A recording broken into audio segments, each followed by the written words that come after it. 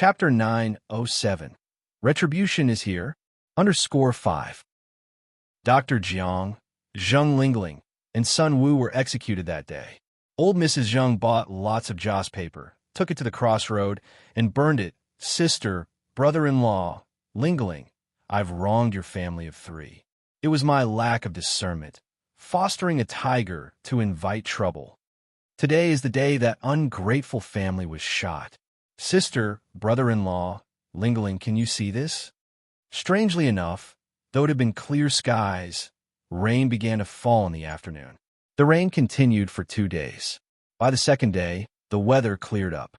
With such a major incident in the Zheng family, Cuihua, and Shangwan Dehui feared that staying in the old Zheng house might be too emotionally painful for the 2 elderly, as every corner reminded them of Zheng Lingling, Sun Wu, and Zheng Xianjing. Thus, they suggested that the elders move to Jinghua village with them. The roads to Jinghua village had been fixed, making transportation convenient, and the village had fresh air. Plus, the Ni family's house was well renovated and more comfortable to live in. Old Mr. Zheng and old Mrs. Zheng were very willing. That very day, they dismissed all the servants of the Zheng family and moved to Jinghua village. Cuihua and Shangwan Dehui had moved from Jinghua village to the Zheng house in winter, and now they were moving back in the summertime. Learning that Yang and the others had moved back, the villagers of Jinghua village were very happy. Worried they might have nothing to eat upon just returning, each household brought over a lot of food. Old Mrs. Zheng said with a smile, "The people here are really warm-hearted."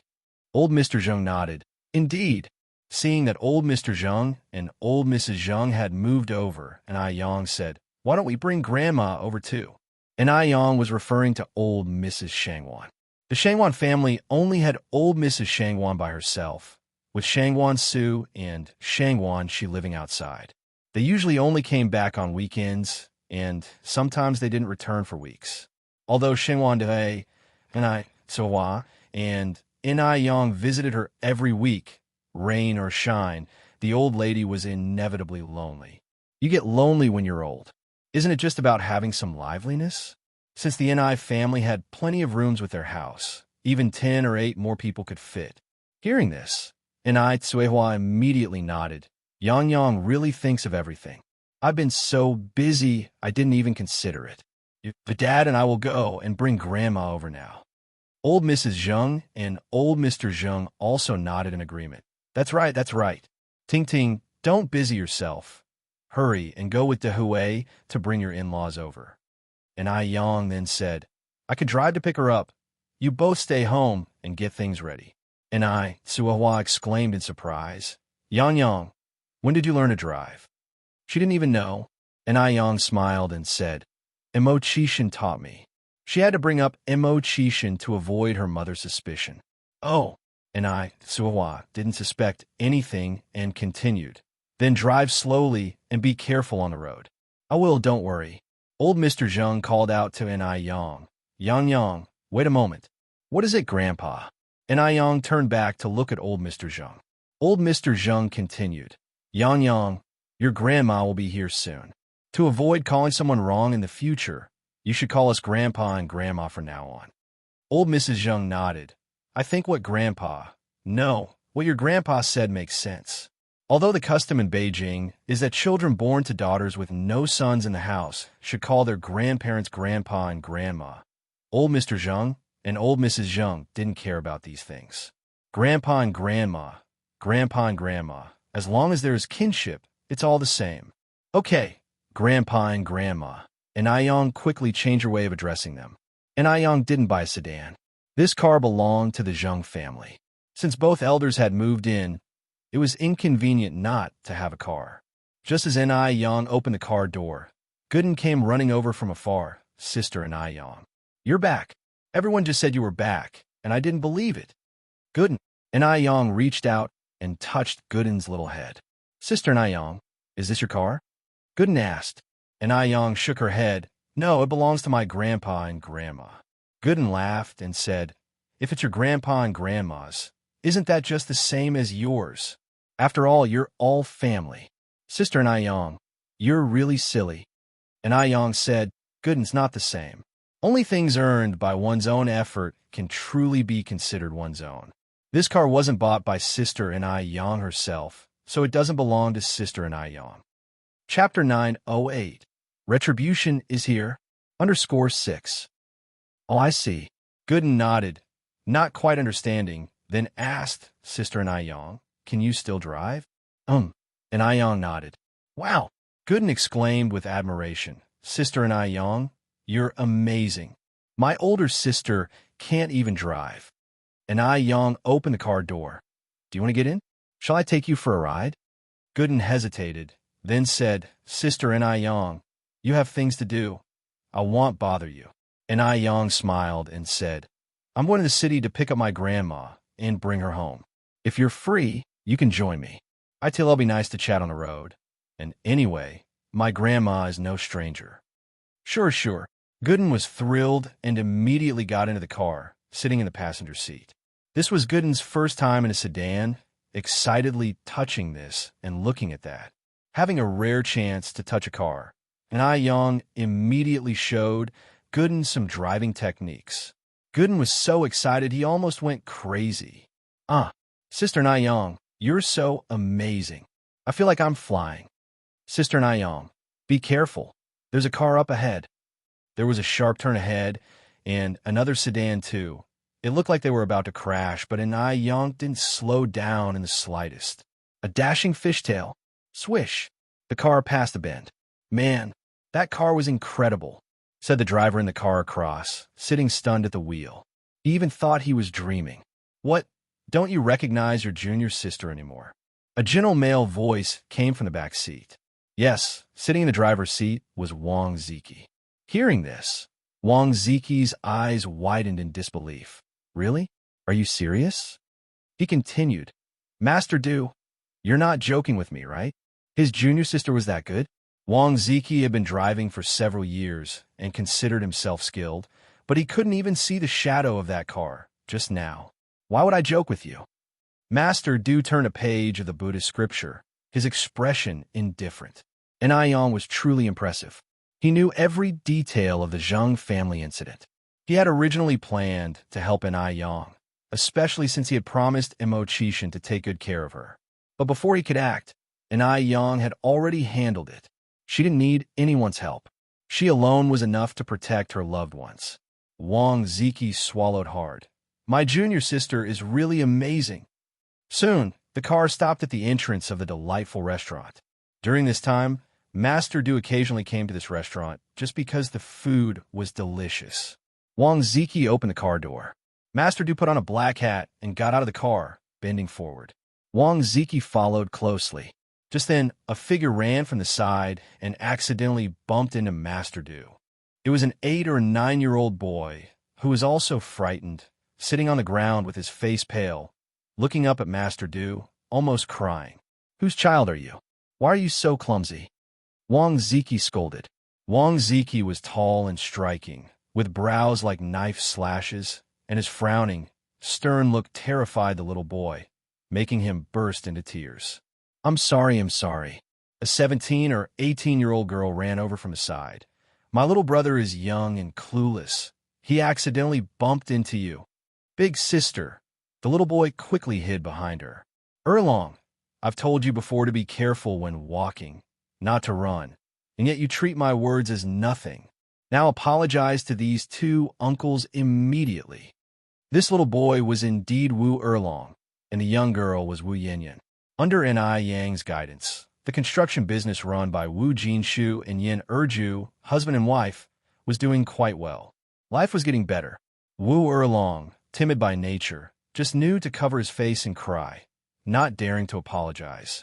Left with no choice, Wu Yinyun had to apologize to Master Du. Sir, I'm really sorry. My little brother knows he's wrong. Please forgive him. Only then did Master Du really look at Wu Yinyun. The girl was quite striking, and her demeanor impressive, reminding him immediately of N.I. Yang. But if it were N.I. Yang, she definitely wouldn't have handled it this way. She couldn't stand to apologize for others. Master Du didn't know why he was so certain that N.I. Yang wouldn't do such a thing, but he was thoroughly convinced of it. Let it be. Master Du said slowly, "Ziki, let's go." That voice, it sounds familiar, thought Wu Yinyun, looking up just in time to see Master Du's profile.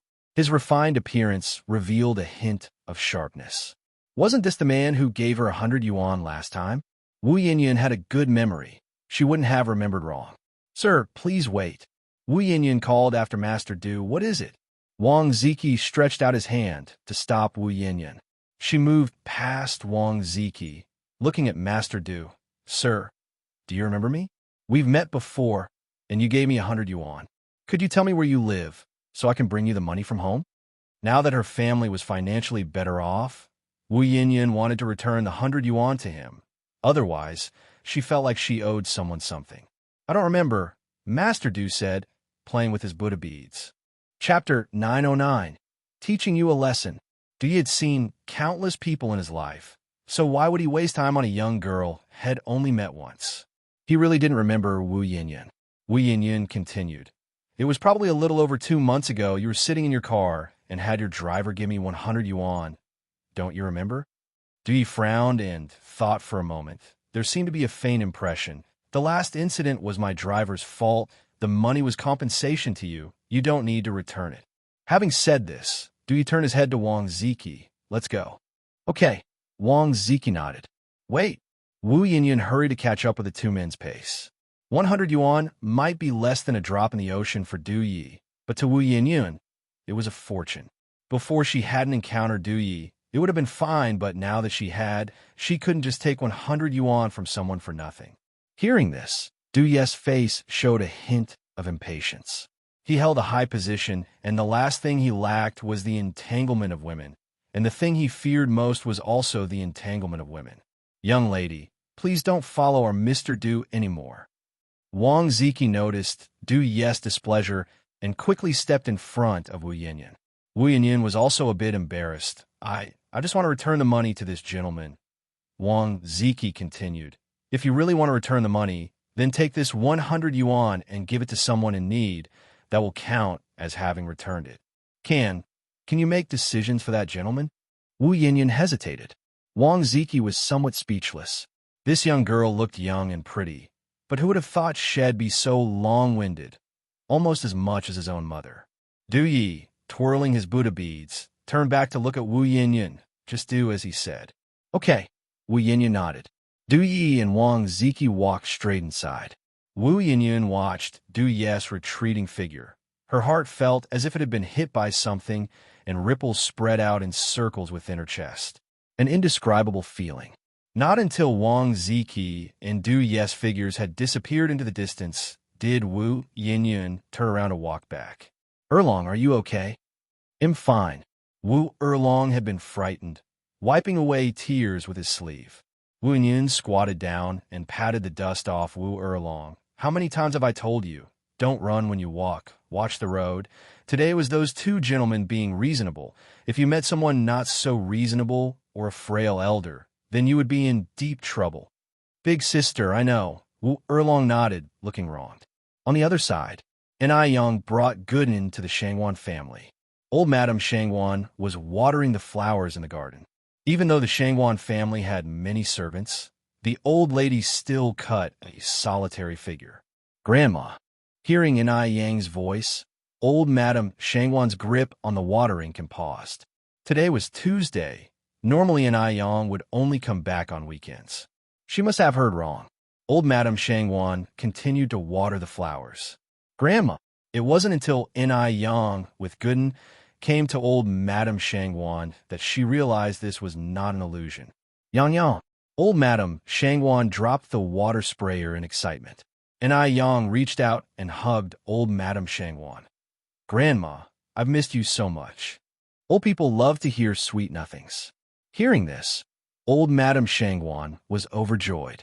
Yang then said, "Oh, Grandma, this is Gooden. He also lives in Jinghua village. He's my good friend." Hearing this, Gooden was thrilled. He was only 12 this year, still a child in many people's eyes. How could adults and children be good friends? But Sister Yang was different. She actually introduced him to others, saying that he was her good friend. He was Sister Yang's good friend. Gooden was delighted beyond belief. and quickly greeted old Madame Shangwan. "Hello, Grandma. I'm Gooden. My full name is Li Changsho, but you can just call me Gooden." "That's a good name, Gooden." Old Madame Shangwan laughed. "Come on, follow Grandma inside." They followed old Madame Shangwan into the villa of the Shangwan family. The Shangwan family's villa was beautifully decorated. But Gooden had already seen N.I. Yang's house decorated and wasn't surprised now. After entering, old Madame Shangwan had a servant bring a bunch of delicious food. Gooden was a bit shy to reach out. N.I. Yang grabbed a handful of teddy bear biscuits and stuffed them into Gooden's hand. "Gooden, no need to be reserved at Sister N.I. Yang's house. Just take whatever you want to eat." Chapter 9-10. Teach you how to be human. _2. Shangwan Grandma said with a smile, "Your sister N.I. Yang is right. Gooden, don't be overly polite. Take whatever you want to eat." "Thank you, Grandma." Shangwan Grandma continued, Yang, didn't your mom, your dad, and little Union come with you?" It was then that N.I. Yang remembered the matter at hand and replied, "Grandma, I came to take you back with us to live together." "To live with you all?" Shangwan Grandma was taken aback. "Yes." N.I. Yang nodded and added, "Grandma, now both my maternal grandparents have moved with us to Jinghua village, so my parents asked me to bring you over as well. It will be livelier with more people living together." Shangwan Grandma hesitated. Yang, I'm quite comfortable living here. Moving over to your place, wouldn't it be a bit inconvenient?" She really didn't want to trouble the younger generation. N.I. Yang said with a smile, "There's no inconvenience at all. That's your home too. It's much livelier when everyone lives together. The cement road in our village is already fixed. Whenever you miss home, you can just take a car back to visit. It's very convenient." Shangwan Grandma still hesitated. N.I. Yang continued, "Grandma, Yun has been talking about you these past days. If you move over, you'll be able to see Yun every day. Also, you don't have to worry about my brother and sister Xiaoxi at all. There are so many rooms at home. When my brother and sister Xiaoxi come back for holidays, they can choose whichever room they want to stay in." N.I. Yun was the youngest child in the family and the granddaughter Shangwan Grandma loved the most. After hearing what N.I. Yang said, Shangwan Grandma immediately replied, All right. Then I'll move over. I'm going to make a call right now to inform Xiaoxiu and Xiaoxi. Oh, right. And I need to tell your aunt, too." As she spoke, Shangwan Grandma excitedly went off to make the calls to everyone. Not only did Shangwan Grandma inform Shangwan Su and Shangwan Shi, but she also called all her relatives, unable to stop smiling. "Oh, the kids are so filial. I said I wouldn't go, but they insisted I come. It seems I really have to go." Though Shangwan Grandma was hesitant before going, she was very happy in the end. There isn't an elderly person who doesn't want to live with their own children. After notifying all her relatives and friends, Shangwan Grandma packed some clothes and daily necessities. As the three of them were getting ready to leave, Zhao Shun suddenly arrived with Zhao Zijuan. "Grandma!" Zhao Zijuan rushed in from outside. "Sister N.I. Yang, you're here too." N.I. Yang introduced Gooden to Zhao Zijuan. Zhao Zijuan, a very outgoing child, said, "Hello, Gooden. I'm Yang's cousin. You can just call me Zijuan." Though Gooden had grown up in the countryside, he wasn't shy at all and confidently said, "Then you can just call me Gooden." The two kids quickly started playing together. Gooden said, "Zijuan, if you ever come to Sister N.I. Yang's house to play, remember to come find me. We'll take you to my secret base." Kids in the countryside usually have their own secret bases. Zhao Zijuan first nodded, then as if he thought of something, added, "But I don't know the way to your house." Gooden said with a laugh, "You can ask Sister N.I. Yang. She knows." While the children played outside, the three adults talked inside. Although Zhao Shun and Shangwan Furong had already divorced, whenever he had time, he would bring Zhao Zijuan to the Shangwan family's home to see Shangwan Grandma. Even though Shangwan Furong had made it clear that there was no possibility between them, Dehui still held hopes. "Mom, about Furong and me. Could you please talk to Furong again?" Shangwan Grandma sighed. "You young people, you don't cherish what you have when you have it, and now that you've lost it, you realize and regret. But where in this world can you find a regret medicine? I really know I was wrong." Xiaoshan also felt regret, but it was pointless now. Shangwan Grandma continued, I've already talked to Furong. It was useless. She's made up her mind this time. Zhao Shun, you're still young. You should quickly find someone else while you can.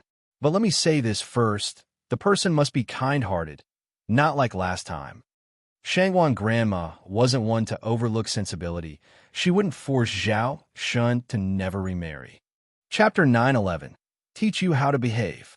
_3. Since Shangwan Furong and he no longer had a chance, it was better for Zhao Shun to find someone new early on. After all, he was bound to remarry sooner or later. To let him remarry?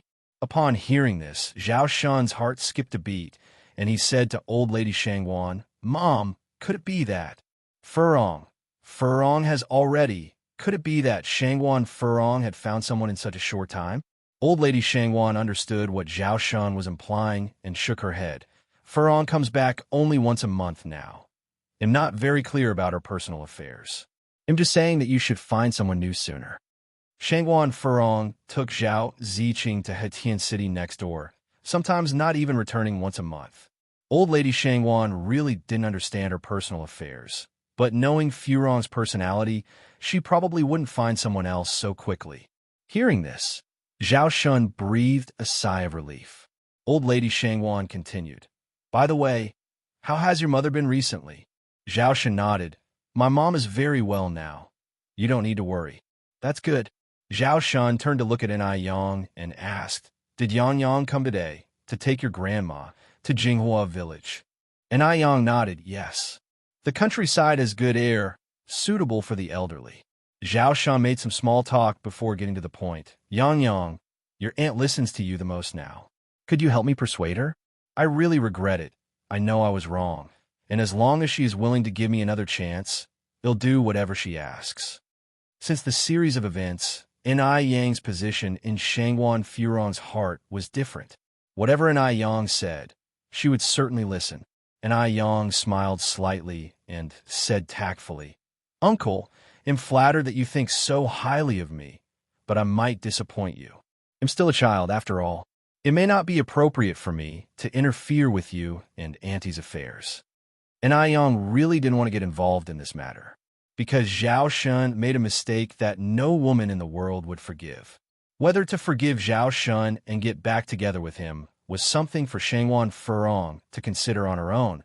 Outsiders shouldn't forcefully interfere. Zhao Shun was a clever man. He understood the subtext of An Yang's words and sighed. "Okay, Yang, understand." After sitting at the Shangwan family's home for a while, Zhao Shun bid farewell to old lady Shangwan. And Yang said, "Uncle, even though you and Auntie are divorced now, we're still relatives. Zijuan is still Grandma's grandchild, and I am still Zijin's cousin. If you have time, remember to take Zijuan to Jinghua village for a visit, as Grandma is going to be staying there regularly from now on." Zhao Shun nodded. "Okay, Yang, I got it." After Zhao Shun left with Zhao Zijuan, and Yang also took old lady Shangwan and Gooden back to the village. The car played the operas old lady Shangwan loved to hear. The elderly woman smiled all the way there. When they got back to Jinghua village, it was already after 3 in the afternoon. The house had already been nearly put in order by Enai, Suihua, and Shangwan Dehui. Considering the elderly's mobility issues, Enai, Suihua, and Shangwan Dehui decided to arrange the first-floor room for the 3 seniors. The 3 seniors naturally had no objections. When Enai Changue came back in the evening and saw that Enai Tsuehua and the others had returned, he couldn't have been happier. He hugged Enai Tsuehua excitedly. "Oh, Yang's mom, you're back.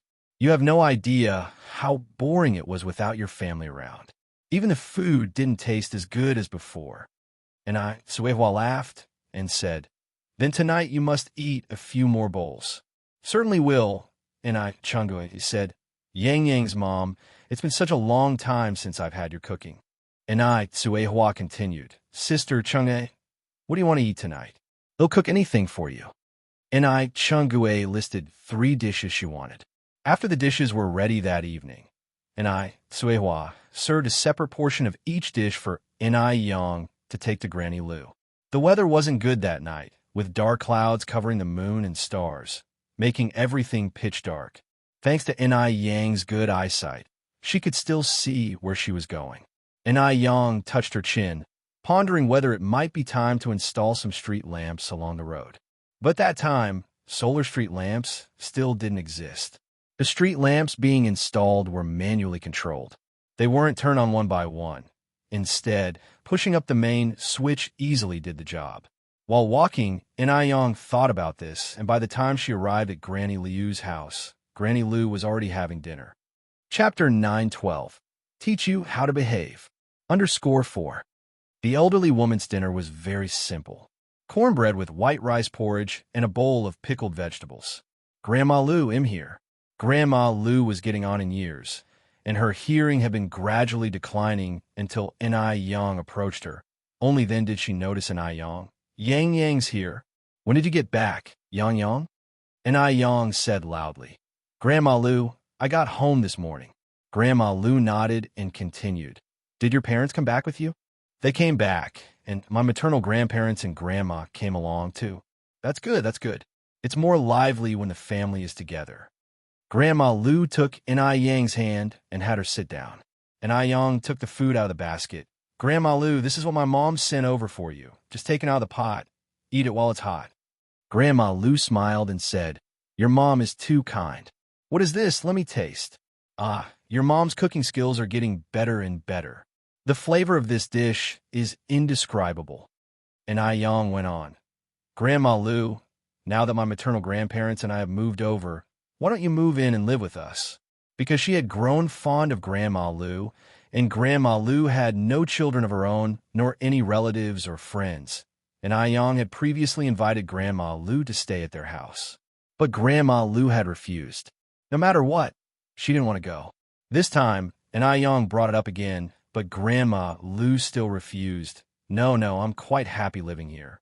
A golden nest, a silver nest, is not as good as one's own doghouse. Yang, no need to mention it again. After chatting with Grandma Liu for a while, Yang left.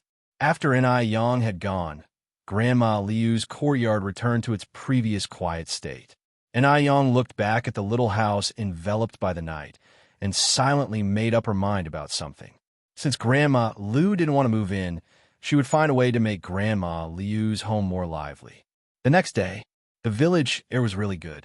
If it hadn't been for Duo, who had smelled bad all morning, flying to Yang's bedside and squawking, Yang could have slept for another 2 hours. Duo, what are you squawking about? Yang got dressed and went down from the bed. Get up. Duo said, I'm hungry. Yang smiled helplessly. It turned out this little guy was hungry. She took a handful of bird food she brought back from abroad and put on the coffee table. You can't even catch bugs. You stupid bird. Duo was too busy eating to pay attention to Yang. Yang went to freshen up in the bathroom. She had personally designed the house for convenience. Nearly every room had a bathroom. After freshening up, she went downstairs just in time for breakfast. In the dining room, old Madame Shangwan and old Madame Zheng were eating breakfast and chatting. Good morning, Grandma. Good morning, Grandmother. Yang grabbed a bun casually. Where's Grandpa? Old Madame Zheng said. Your grandpa went out with Yun, probably for a walk. The villagers didn't recognize Mr. Zheng, but they all knew little Yun. Going out with little Yun was like walking with a living signboard. Plus, little Yun had a built-in sense of direction. Although she was young, she was smart. After breakfast, Yang rode her bike to the city. She was going to check the accounts of various stores. Because there were many stores, it took a whole day, and she still hadn't finished. Not until the third day, around 11 in the morning, did Yang finish checking all the accounts. After doing the accounts, Yang bought some things and went to visit Xiaozhou, who had played a crucial role in clearing up the situation. As soon as Xiaozhou saw Yang coming with so many things, he was immediately delighted and said with concern, Brother Yang, this is too kind of you. He'll feel embarrassed. While saying he was embarrassed, Xiaozhou kept carrying the things inside. Yang joked, Your skin is thicker than a city wall's corner, and you know how to feel embarrassed? Is that how you compliment someone? Xiaozhou pushed Yang lightly and then asked, By the way, with such a big event at your house, are you okay? and Yang raised an eyebrow slightly. Your brother Yang is so capable. What could possibly go wrong? Xiaozhou continued. How's your family? While Xiaozhou was a detective, he didn't investigate every single matter. If he had to look into everything, how much effort would that take? And Yang succinctly told about the fate of Zheng Lingling, Sun Wu, and Zheng Xianjing's family of 3. Chapter 9:13. Teach you how to behave. _5. Xiaozhou said, what goes around comes around. By the way, how is your aunt? Her mental health wasn't good to begin with. Did this incident not totally devastate her? Having lost her only child, kept in the dark, and nearly causing the death of her own grandniece, anyone would probably find it hard to cope with such blows. And Yang sighed. My aunt became a nun. Really? Xiaozhou was somewhat surprised. And Yang nodded. Yes, she's now at Baiyin Temple. Xiaozhou continued. Is she doing this to atone for her past? Perhaps, and Yang said. If she hadn't been manipulated and had spoken up earlier, perhaps that child would not have died, and so many things wouldn't have happened. Xiaozhou nodded. That makes sense. Departing from Xiaoza's place, and Yang made another trip to the department store. She wanted to buy a television for Grandma Lu. It was already 1985, and color TVs were available, though quite expensive, costing over 3,000 yuan each. Ordinary families could hardly afford them. Thus, at this time, if a family in the village bought a TV, they would become the most popular household because everyone would bring their bowls to watch TV during mealtime at their home, which helped alleviate Grandma Liu's loneliness. Since she had decided to buy a TV for Grandma Liu, it had to be a color one. And Yang paid without hesitation and even added an extra 10 yuan for delivery. The shopkeeper was stunned. He initially thought Yang was just browsing, but she didn't haggle and spent 3,000 yuan outright. From that moment on, the shopkeeper saw Yang in a new light. After paying and arranging the delivery time with the shopkeeper, Yang headed to the third floor's clothing city, planning to buy some clothes. Yang picked several cheongsams and was about to pay when she spotted a light blue embroidered cheongsam. Please get that one down for me. Yang turned to the sales associate. Of course, the associate nodded. Just then, a pair of hands reached out before the sales associate and took the cheongsam. I saw this cheongsam first. Yang looked up and saw a young woman in her 20s with healthy wheat-colored skin and well-defined features, not looking like someone from Beijing. Judging by her accent, she seemed to be from Bay Island. The relationship between China and Bay Island had entered a new historical phase on New Year's Day, 1979, with friendly interactions and the cessation of all hostilities. So, it wasn't strange to see someone from Bay Island in Beijing. Since the woman had grabbed the cheongsam first, and Yang didn't say much, just smiled gently at the young woman and then turned to the sales associate. Let's go to the cashier. Sure, the associate nodded, thankful to have met a reasonable customer today. Dealing with difficult customers could have caused a scene. Please follow me. Hello. That will be 450 yuan in total. 6 cheongsams, all made of real silk, and together only costing a bit over 400 yuan. Such a price would be quite reasonable in later times.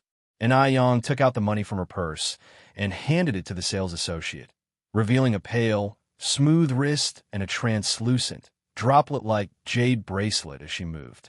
Under the lights, the jade bracelet cast a cool glow. At that moment, the young woman with the light blue cheongsam came over to pay, and she noticed the bracelet. That bracelet is gorgeous. It would look even more beautiful on her. Wait. The young woman narrowed her eyes. Wait, why does that bracelet look familiar? It seemed like she had seen it before. Yes, she remembered.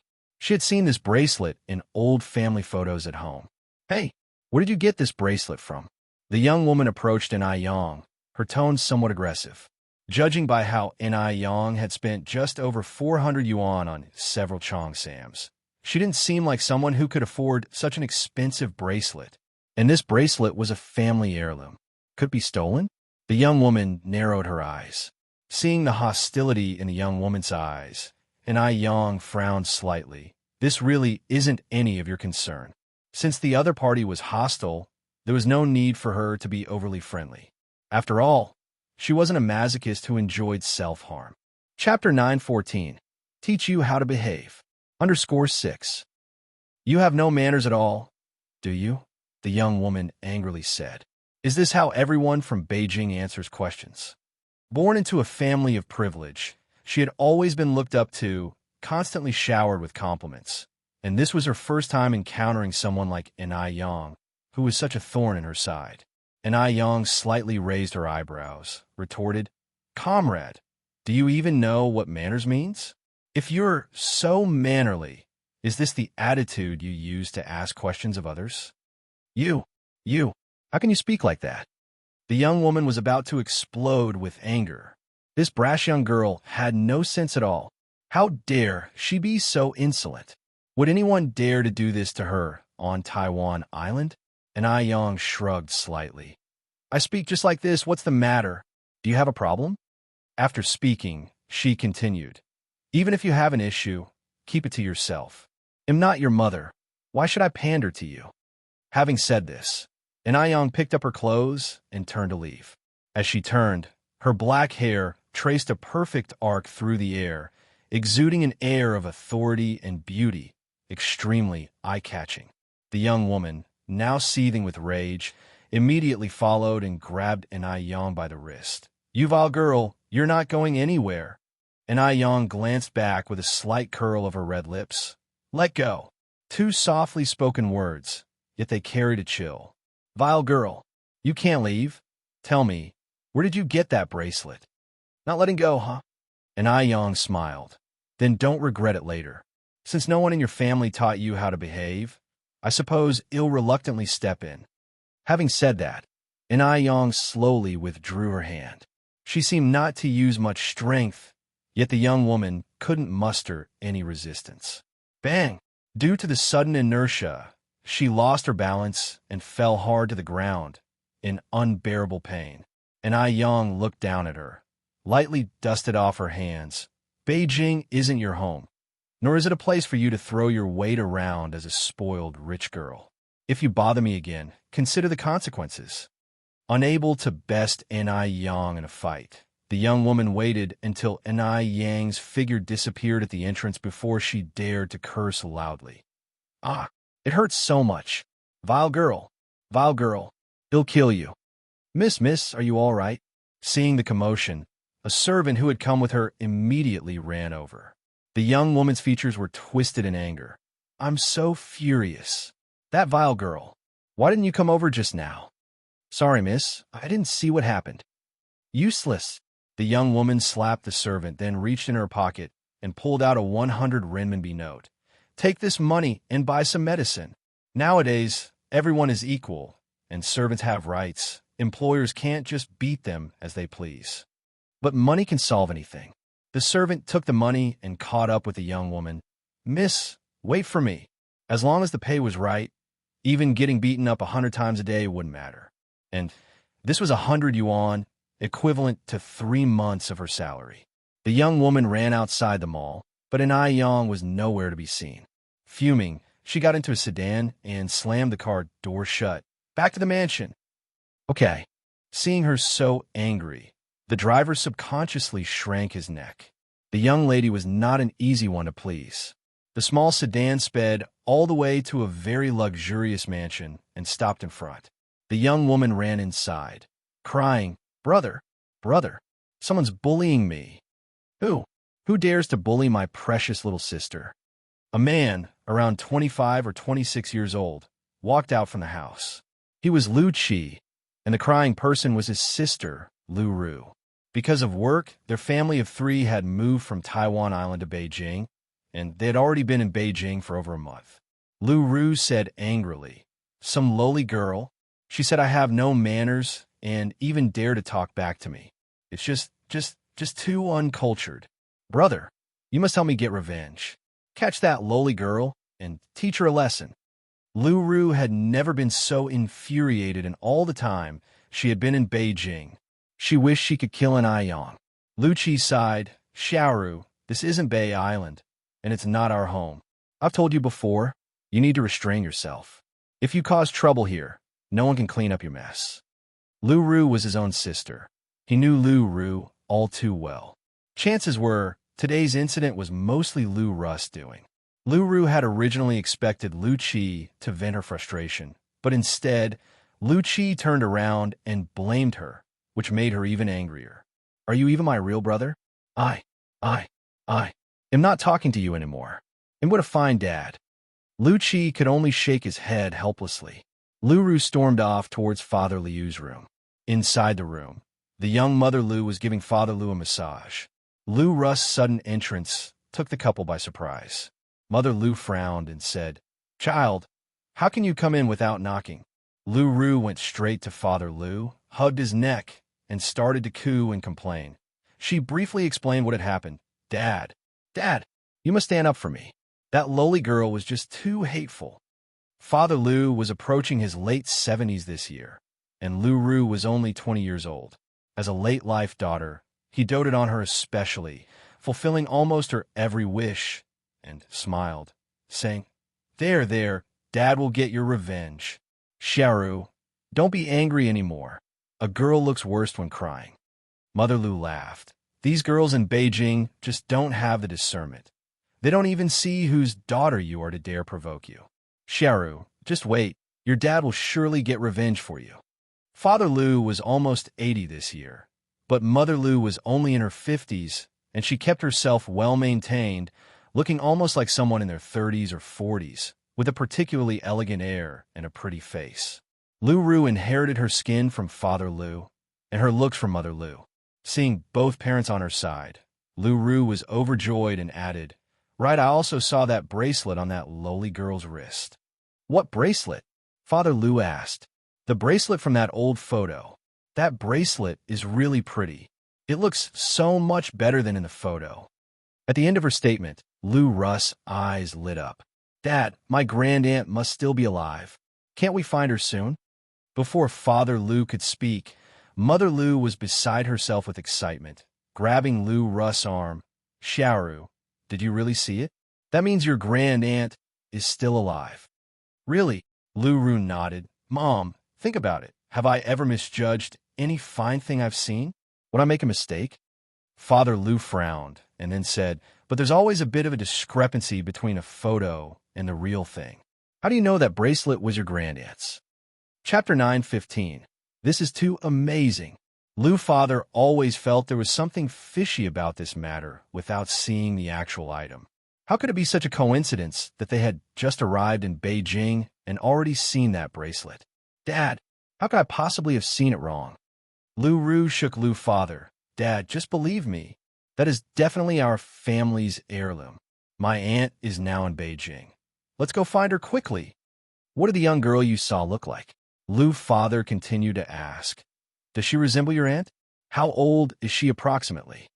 Hearing this, Lu Mother covered her mouth in surprise. Could it be that she remarried? Lu Father furrowed his brows slightly. "Based on my understanding of her, she's not the type to remarry casually, but you can never be too sure about these things." It had been so many years, and much had become a blur in Lu Father's mind. After thinking hard, Lu Ru spoke. "That despicable girl seemed about 18 or 19. Pretty. Okay looking, I guess. But I feel she doesn't look like my aunt when she was younger." Lu Ru was very vain, always considering herself the world's #1 beauty. There truly weren't many people who could gain her approval of being okay looking. Hearing her say this, Lu parents knew that the young girl must be exceptionally attractive. 18 or 19, Lu Mother said with a smile. "Your aunt is about the same age as your dad this year. She couldn't possibly have a daughter that young. Women are different from men. Women go through menopause around the age of 50, after which they can no longer have children. As long as a man is physically strong, even at 80 or 90, he still has the ability to father children." "Right. Are there any relatives left on her mother's side?" Lu Mother nudged Lu Father with her elbow. "Relatives?" Lu Father scratched his head, then said, "In that era, even if she had a few relatives, I doubt they would have survived. A few decades earlier was the time for denouncing the bourgeois. Then who could that young girl be?" Lu Mother went on. "Could it be that she fell on hard times and had to sell the bracelet?" "Sell? I think it's more likely she stole it, Lu Ru said, curling her lip. Lu father added, we can't jump to conclusions yet. By the way, Xiaoru, where does that young girl live? Let's go have a look now. In the years of denouncing the bourgeois, privately hoarding gold and jewelry was forbidden. Gold and jewelry were worth less than scrap metal. Back then, many people couldn't even trade a gold bar for a bowl of white rice, and if you were caught trading privately, you would be labeled a speculator. So, the likelihood of theft was not high. Although Lu's father was old, he wasn't confused. I don't know where she lives, Lu Ru said. That worthless girl had no manners at all. Ask her one question, and she'd explode like she'd swallowed gunpowder. She even pushed me to the ground. I've never seen such a person in my life. If she had been on Bay Island, she wouldn't have gotten away with it. If it were on Bay Island, who would dare provoke her? Only someone with a death wish. Lu's father continued. It could also be a relative from her family. She's alone now, getting on in years, so it wouldn't be strange for her to have given the items to a family member. Right, Xiaoru, you need to change this temperament of yours. Don't just throw around accusations, calling everyone a despicable girl. If that bracelet really belongs to your aunt, then she's our relative. As he finished, Lu's father also warned, besides, this is Beijing, which is different from our Bay Island. If you truly offend some noble person, even I might not be able to protect you. Taiwan Island is just a small island. But this is Beijing. The total area of Bay Island is about the same size as Beijing, but Beijing is only 1% of China. 100 Bay Islands cannot compare to one China. So, it's necessary to keep a low profile when the time calls for it. I know. Lu Ru replied nonchalantly and then said, Dad, since we're sure that Aunt is in Beijing, let's hurry and find her. She'll definitely be so happy to see us. Lu's father did not speak. Lu's mother said, Exactly. Xiaoru, you're right. We need to find your aunt as soon as possible. Lu Ru went on, Dad, would you be able to give me that bracelet when the time comes? She had taken a liking to the beautiful bracelet at first glance. Lu's mother said with a smile, Of course, we'll give it to you. Your dad and I have only you for a daughter. Who else would we give it to if not you? Chapter 9:16. This is too amazing. _2. That's wonderful. Lu Ru was overjoyed, hugging her mother tightly. Mom, thank you. I love you. The mother and daughter were ecstatic, but the expression on Lu Ru's father's face was somewhat heavy. After lunch, Lu Ru's mother hailed a cab and went out on her own. Soon, the car stopped next to an ordinary residential area. Standing in front of the residential area, Lu Ru's mother was filled with deep emotion. The area had changed so much over the decades. She took a piece of paper out of her pocket and, following the address on it, arrived at the second floor. Room 206. This should be the place, she muttered, looking around before knocking on the door. But after knocking for a long time, there was no response. What's going on? Lu Ru's mother frowned slightly and raised her voice. Is anyone there? Is anyone there? Instead of the door she was knocking on, the neighbor's door at 207 opened. Comrade, who are you looking for?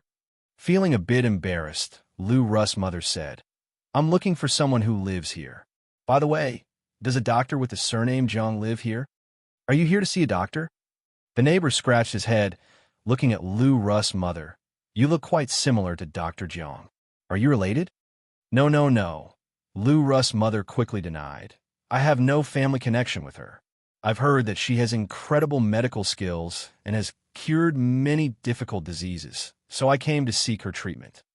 I see, the neighbor nodded, then added, Dr. Jiang hasn't been around for quite a long time. We have no idea where she went. In this era, communication was not well developed, and there was no internet. Since Dr. Jiang was not arrested here, the neighbors had no idea she had been jailed, let alone that she had been executed. Lu Ru's mother frowned slightly, then continued. How long has it been since you last saw her? After thinking for a moment, the neighbor replied, About a month, I guess. A month? That was exactly when they had arrived in Beijing. They had just come here and hadn't settled down yet, so she hadn't come to find Dr. Jiang right away. As she spoke, the neighbor continued, It's odd. When Dr. Jiang was living here, her nephew used to visit her often. But it's been a long time since he last came, and Dr. Jiang is getting on in years. So maybe her nephew took her to live with him and enjoy her old age. Without further conversation, Lu Russ' mother thanked the neighbor and then turned to leave. Had Dr. Jiang really been taken away by her nephew to enjoy her old age? Lu Russ' mother sighed, glancing back at the direction of the residential building, her face filled with worries. Where on earth could she have gone? On the way back, Lu Russ' mother noticed a detective agency and walked in. Jiang Yen. Zayaz's face changed slightly when he saw who Lu Russ' mother was looking for. Yes, Lu Russ' mother nodded. Could you please investigate where she is now for me? Money is not an issue. I just want to find the person. Then you'll need to pay an 800 yuan deposit first, Xiaozhou said. Lu Russ' mother took out a stack of money from her bag and placed it on the table. May I ask when you will have the results? Smiling, Xiaozhou replied, Our agency is very efficient. Come back tomorrow morning and there will be news. Lu Russ' mother nodded. All right, they'll come back tomorrow morning. Leaving the detective agency, Lu Russ' mother still looked rather troubled, an ominous feeling lurking in her heart. Looking through the glass window at Lu Russ' mother's retreating figure, Xiaozhou narrowed his eyes slightly. When Ai Yang returned to Jinghua village, it was already past 12 p.m. She had arranged with the boss selling televisions that he would deliver the TV at 1 o'clock. Seeing that it was about time, Ai Yang set off for Grandma Liu's place. Sister, little Ai Yun suddenly called out to Ai Yang. Yin. Ai Yang looked back gently and saw little Ai Yun holding a small bucket in one hand and a toy shovel in the other, her tender little face spotted with mud, smiling sweetly at Ai Yang. Grandpa, what are you doing? Ai Yang then asked. Old Master Zheng smiled and replied, I'm thinking of clearing this empty space out here and then planting some flowers. Old Master Zheng was a gardening enthusiast who loved planting flowers. The village had plenty of space, perfect for him. He saw a vacant plot next to the house and, not wanting it to go to waste, decided to turn it into a flower garden. He also planned to dig a little fish pond so he could enjoy some fishing in his spare time. Ai Yang nodded, then added, If you need any help, just call me. I'm heading over to Grandma Liu's for a bit. Chapter 9:17. This is too amazing. _3. Upon hearing this, little Ai Yun quickly threw away the small shovel and patted his chest, saying, Sister, I can help Grandpa. I'm really great. Elder Zheng laughed and said, Yes, Yunin can help me. Yang, you don't need to worry about me anymore. Go ahead and do your thing. Ai Yang arrived at Grandma Liu's house. Grandma Liu was bathing her cat on the balcony. At the time, it was rare in the countryside for people to bathe their cats, but Grandma Liu was such a particular person. Due to her aristocratic birth, she always carried an inherent dignity. Even though she was down on her luck now, that dignity was still preserved. Meow, meow, meow. Grandma Liu had not yet seen Ai Yang. It was the little cat that saw her first. Yang is here. Seeing Ai Yang, Grandma Liu smiled happily. Grandma Liu, you're bathing Depang. Depang was a Chinese orange tabby cat, known for being particularly plump. Depang's plumpness was partly due to the food, as Grandma Liu would even save the food she herself was reluctant to eat for Depang. Depang was not only fat but also very intelligent, which was why Grandma Liu particularly adored him. Grandma Liu smiled and nodded. Yes, it's been several days since Depang last bathed, and it's almost getting infested with bugs. They were chatting when a blue farm vehicle stopped at the doorstep, and a middle-aged man jumped down from the vehicle and shouted, Comrade, is the television to be delivered here? Yes, and Ai Yang walked over. Please help bring it inside. All right. Two men lifted the 18-inch television and followed Ai Yang into the house. Grandma Liu was startled. Yang, what is this about? Ai Yang smiled and said, It's like this, Grandma Liu. I want a television for purchase today, but we already have one at home, so I brought this one over for you, so you can watch it when you're bored. Afraid that Grandma Liu might reprimand her for frivolous spending and worried that Grandma Liu might refuse to accept it, Ai Yang said the television was a prize. You can win a television as a prize?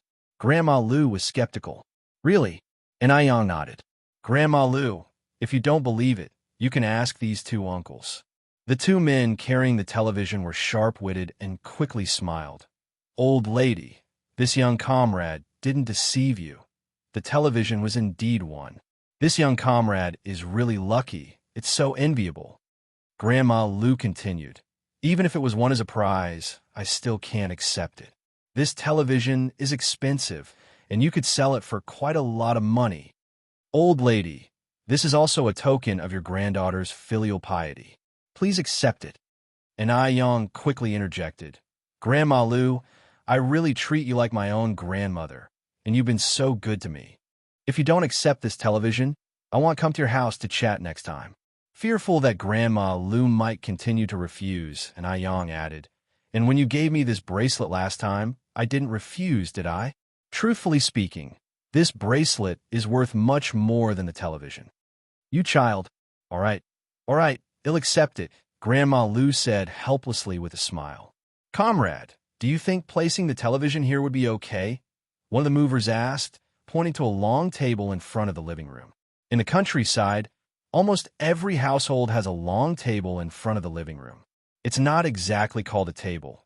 In some places, it's referred to as a coffee table, though it's different from a typical coffee table, and in other areas, it's called a console table. The table is usually used to hold clocks, vases, and other ornaments. That's fine, and Yang nodded. The two men placed the television on the long table, connected the power, and colorful images immediately appeared on the screen. At that moment, the popular TV series Travels of the Prowess Shadow was playing on the television. Grandma Lu exclaimed, people nowadays are really capable managing to squeeze humans into such a small, square box like this. Who would have dared to imagine this in the past? And Yang nodded, yes. Then, Yang taught Grandma Lu how to operate the television. Although Grandma Lu was elderly, her responses were not dull, and though her hearing was occasionally poor, her mind was sharp, and she quickly learned. With the television now there, the once somewhat quiet courtyard immediately became lively. Chapter 918. This is too amazing. _4. The first person to discover that Grandma Lu had gotten a television was the neighbor next to Grandma Liu's house, and word spread quickly, so everyone came to watch TV at Grandma Liu's home. And Yang had just returned to the Ni family courtyard when she saw Xiaozhou standing at the doorway. Yang, you're back at last. I've been waiting for you for a long time, Xiaozhou said, visibly excited upon seeing Yang. And Yang smiled and said, I was just at Grandma Liu's place not far from here. If you were in such a rush, you could have come to find me, or you could have just called out, and I would have heard you. I didn't want to interrupt what you were doing, Xiaozhou replied. Today, someone who looks a lot like Jiang Yin came to the detective agency to inquire about her whereabouts. Xiaozhou knew that Jiang Yin was the chief culprit behind the poisoning of Chao Lingrui and the two elderly people from the Zheng family. So after Liu's mother had gone, he couldn't wait to come to Jinghua village to tell Yang about it. Jiang Yin? You mean Dr. Jiang? Yang narrowed her eyes slightly. Yes, Xiaozhou nodded. Judging by her accent, she seemed to have come from Taiwan Island, and she doesn't know anything about Jiang Yin's situation yet. Taiwan Island again, and Yang frowned slightly. Again? What do you mean? Xiaozhou asked, puzzled. I encountered an unreasonable miss today. Her accent also sounded like she's from Taiwan Island, and Yang continued to ask, by the way, how old did the person looking into Jiang Yan's case seem to be? Xiaozhou thought for a moment. A wealthy lady in her 40s, approximately. 40s, and Yang narrowed her eyes. That can't be the same person. Right, come inside. You're standing out here like a fool. Okay. Xiaozhou continued. That was your grandfather and your sister, wasn't it? Right, and Yang nodded. Xiaozhou said, your grandfather was too polite. Just now, he kept asking me to come in and sit, and he was about to go to Grandma Liu's house to find you, but I stopped him. He's a bit different from the way people describe him. According to the rumors, old Master Zheng was a stern, no-nonsense old man. And Yang laughed and said, rumors are just rumors, after all. By the way, did you tell that person about the outcome of Dr. Jiang? Xiaozhou shook his head. I felt that something was odd about this case, so I didn't tell her. I just took an 800 yuan deposit from her and told her to come to the detective agency tomorrow morning to find me. And Yang nodded slightly, pushed open the courtyard gate, and brought Xiaozhou inside. As soon as Xiaozhou stepped into the courtyard, he couldn't help but exclaim, "Your family's courtyard is really beautiful." Although it wasn't his first visit to Yang's house, every time Xiaozhou came over, he was always astounded. By the way, were those flowers blooming on the wall? Roses? It was August, and the wild roses were thriving on the walls. Among the tender green branches and leaves, bunches of bright red and pink blossoms formed a natural rose wall. It was so pretty it took one's breath away. "They're wild roses," Yang answered. "Wild roses? Did you buy them at the flower and bird market?" "I should plant some in the detective agency's courtyard too," Xiaozhou suggested. He rented the detective agency, which had a large backyard. When there was nothing much to do, the employees would sit in the yard to drink tea, chat, and take a break. No need to buy them. Wild roses are very hardy. There's a whole bunch of them growing on the back hill. How about we go dig up some wild roses and talk?" And Yang proposed. "Sure." Xiaozhou nodded his head. Seeing Xiaozhou agree, and Yang picked up a basket and a small hoe and led Xiaozhou towards the back hill. As they walked and talked, they quickly arrived at the back hill. And Yang had already dug there last year, but the patch of wild roses was still flourishing. She deftly clipped off the wild rose vines, leaving only the roots. Seeing this, Xiaozhou said worriedly, "You've cut off all the vines. How will they survive now?" And Yang smiled and replied, "Don't worry. Wild roses are very easy to nurture. Although it looks like there's only a little bit of root left now, by next spring, it will sprout a large bunch." "Really?" Xiaozhou was somewhat skeptical, and Yang nodded. "Of course it's true. Doesn't our rose wall at home look great? However, when we dig them up later, we need to be careful to preserve as much soil around the roots as possible." "Got it." Xiaozhou picked up the hoe and began to dig. In a short while, they had dug up a basket full of wild rose roots. Because they included clumps of soil, the basket was particularly heavy. Seeing Yang about to lift the basket, Xiaozhou hurried to stop her. "Yang, let me do it." Chapter 919. This is too amazing. _5. "You're going to carry it?" And Yang glanced up and down at him. "Can you handle it?" Xiaozhou, speechless, replied, "If I can't handle it, do you think you can? After all, I am a man." And Yang shrugged slightly, not wanting to crush his spirit. "Then you try." Xiaozhou walked up to the carrying basket, slipped the straps over his shoulders, but no matter what, he couldn't straighten his back. Damn, it was way too heavy. Having been born into wealth and never having done manual labor, it was normal for Xiaozhou to struggle. And Yang had expected this, which is why she had stepped in ahead of Xiaozhou, ready to take over the load. Clamping his teeth tightly, Zayaz's face turned red, but he still couldn't lift the basket. "Let me do it." And Yang approached Xiaozhou, shading him from the sun. "No need," Xiaozhou shook his head. "I can do it." He was a man. He couldn't lose face in front of a girl. He could do it.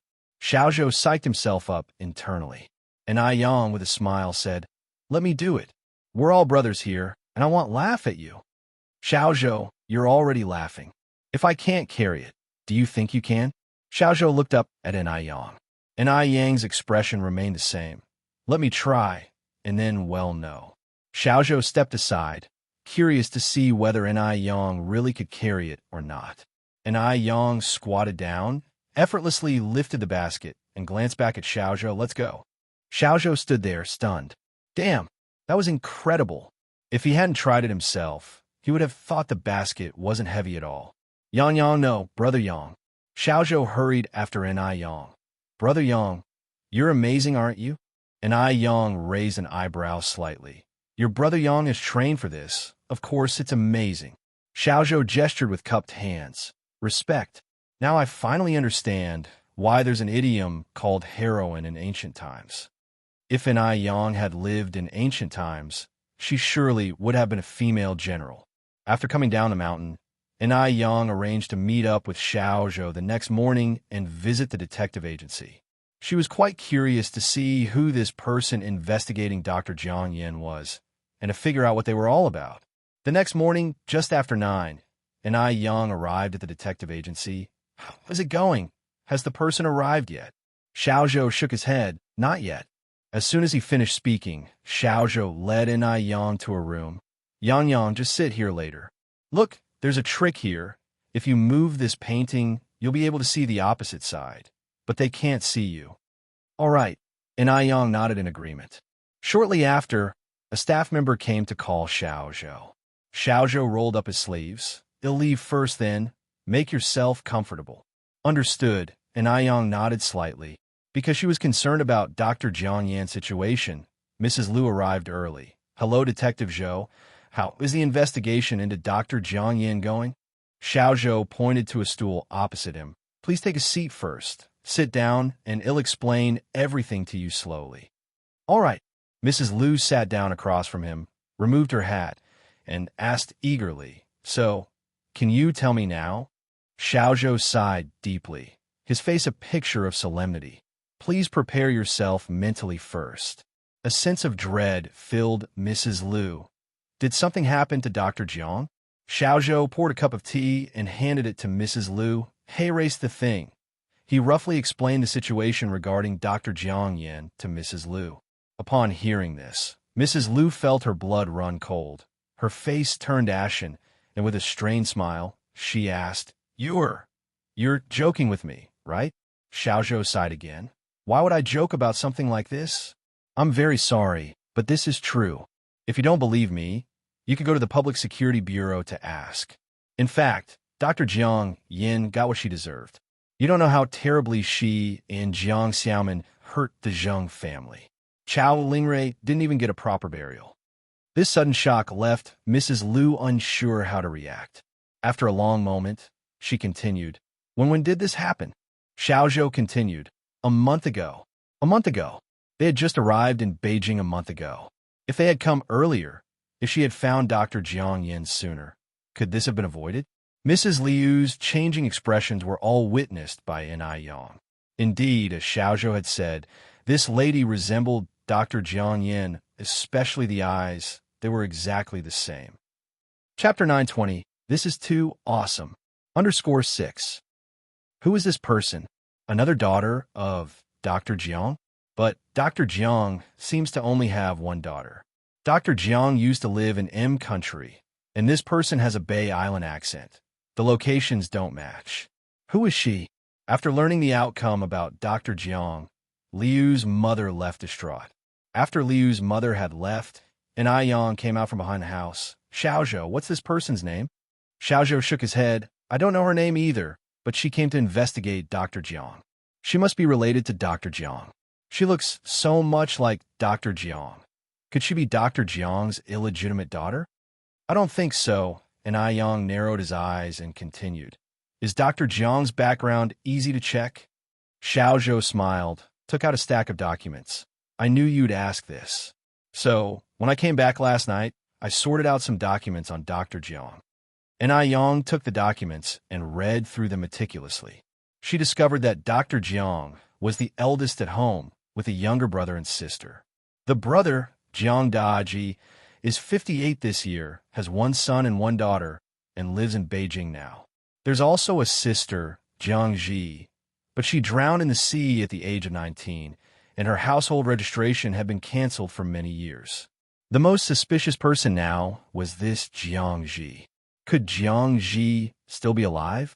Ai Yang slightly squinted, placing the documents on the table. Xiaozhou, do you think that person just now could be Jiang Ji? Jiang Ji. Xiaozhou seemed stunned, then said, But hasn't Jiang Ji been dead for 35 years? Could it be a stage death?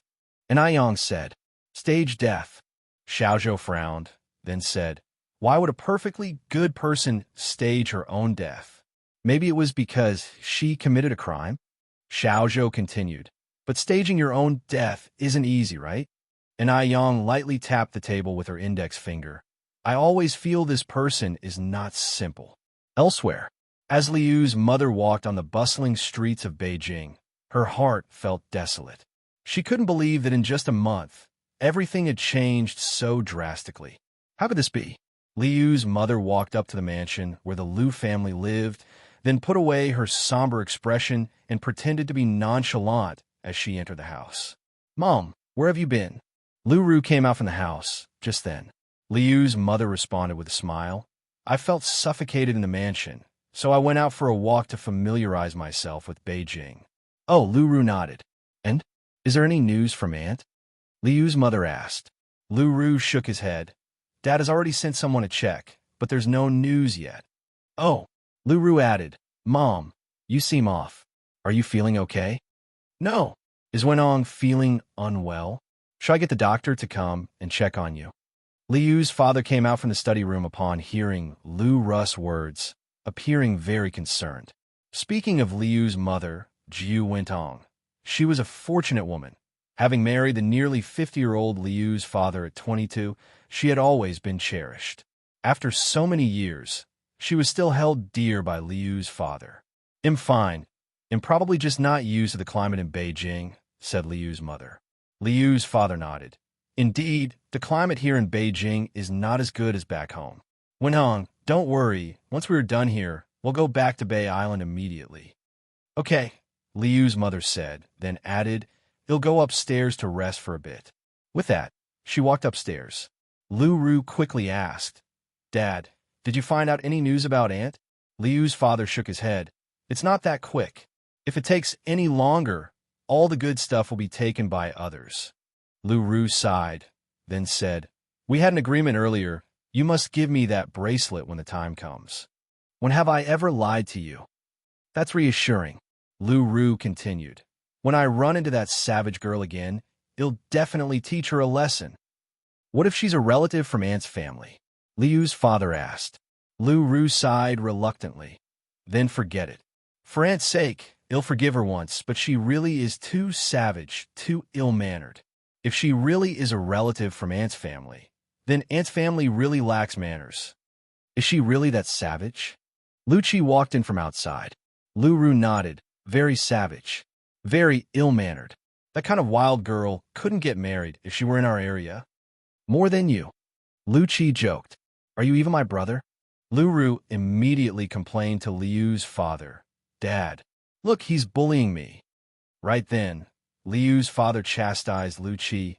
"Lu Chi, you are her older brother. How can you bully Cheryl like that?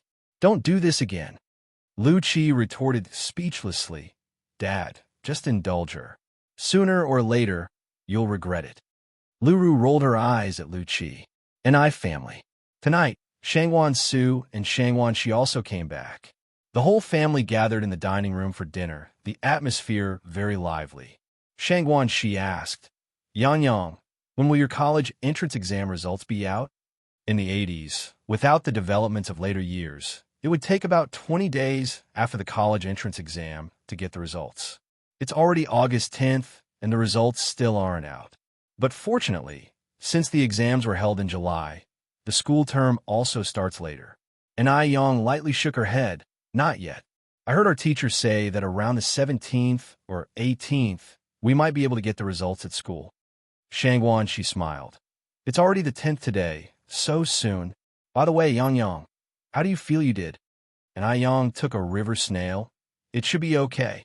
Zheng Leo Yizi smiled. "It's okay even if you didn't do well. You can always retake the exam next year." Since Ai Yang seldom attended school, her family was quite worried about her college entrance exam results. Although the Ni family was not short of money, attending university was still very important. This is because university life not only broadens knowledge, but also insights and experiences, and it helps expand social connections. At any time, development cannot be separated from social connections. And Ai Yang said, "Retaking the exam won't be necessary. I think I did well enough for a first-tier university." "What did you say?" Zheng Leo Yizi was so shocked, his chopsticks dropped on the table. First-tier university? In that era, getting into an ordinary university was considered good. Getting into a first-tier university was beyond impressive. Previously, even Zheng Xianjing, who was quite talented, ended up in a second-tier university. And Ai Yang nodded. Zheng Loyizi continued, "Yang Yang, If you get into a first-tier university, grandfather will go and bring back a truck of firecrackers and set them off for a whole day and night. Chapter 921, Science Top Scholar. Crushing Scum in Progress. A truckload of firecrackers? And I Yang said with a smile, Grandpa, you're really exaggerating, aren't you? Old Master Zheng laughed. Not at all. Not one bit exaggerated. I didn't do well when I took the college entrance exam. Thinking back on those days, Old Master Zheng still felt some regret. After dinner, Old Master Zheng took little Ni Yun to clear the land. Old Lady Zheng and Old Lady Shangwan chatted in the yard, and if they found the conversation dull, they'd go together to visit Grandma Lu. Shangwan Hui went off to work at the school. As for Ni Tsuehua, she kept herself busy with her own business. Though a lot had happened, Ni Tsuehua never gave up on her spicy strip business. She had now earned 50,000 yuan from selling the spicy strips. 50,000 yuan might not be much to the Zheng family or the Shangwan family, but to ordinary people, it was a considerable fortune. With this 50,000 yuan, Ni Tsuehua planned to start her own food factory and expand her business further. She had no desire to be a full-time housewife. Right then, Ni Tsuehua was carrying her documents to the bureau to apply for a health permit, eager to get the factory business settled as soon as possible. Time flew by quickly. Before they knew it, the day to check exam results had arrived. Both Ni Tsuehua and Shangwan Dehui thought of Ni Yang going to the school to check her results. Ni Yang felt that checking results was a simple matter, and there was no need to make a fuss. The classroom was only so big. If every parent went along, there simply wouldn't be room to stand. It was not appropriate to wear a Chong Sam to school, so Ni Yang chose a white mandarin collar blouse cinched at the waist, black wide-leg pants, white sneakers, casually pulled her long hair into a bun, hopped on her bicycle, and set off.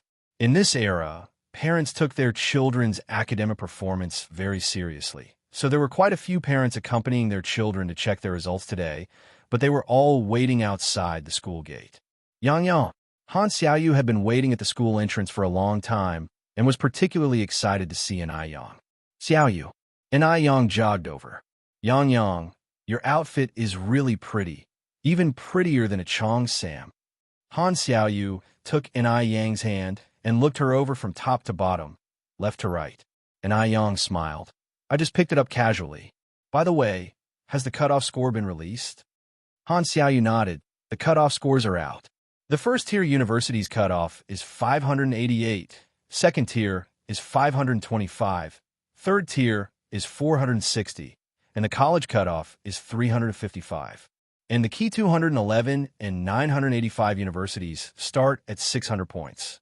Oh, I heard our school has a runner-up in the science stream. Really? And Ai Yang raised her eyebrows slightly. Which class? Han Xiaoyu nodded.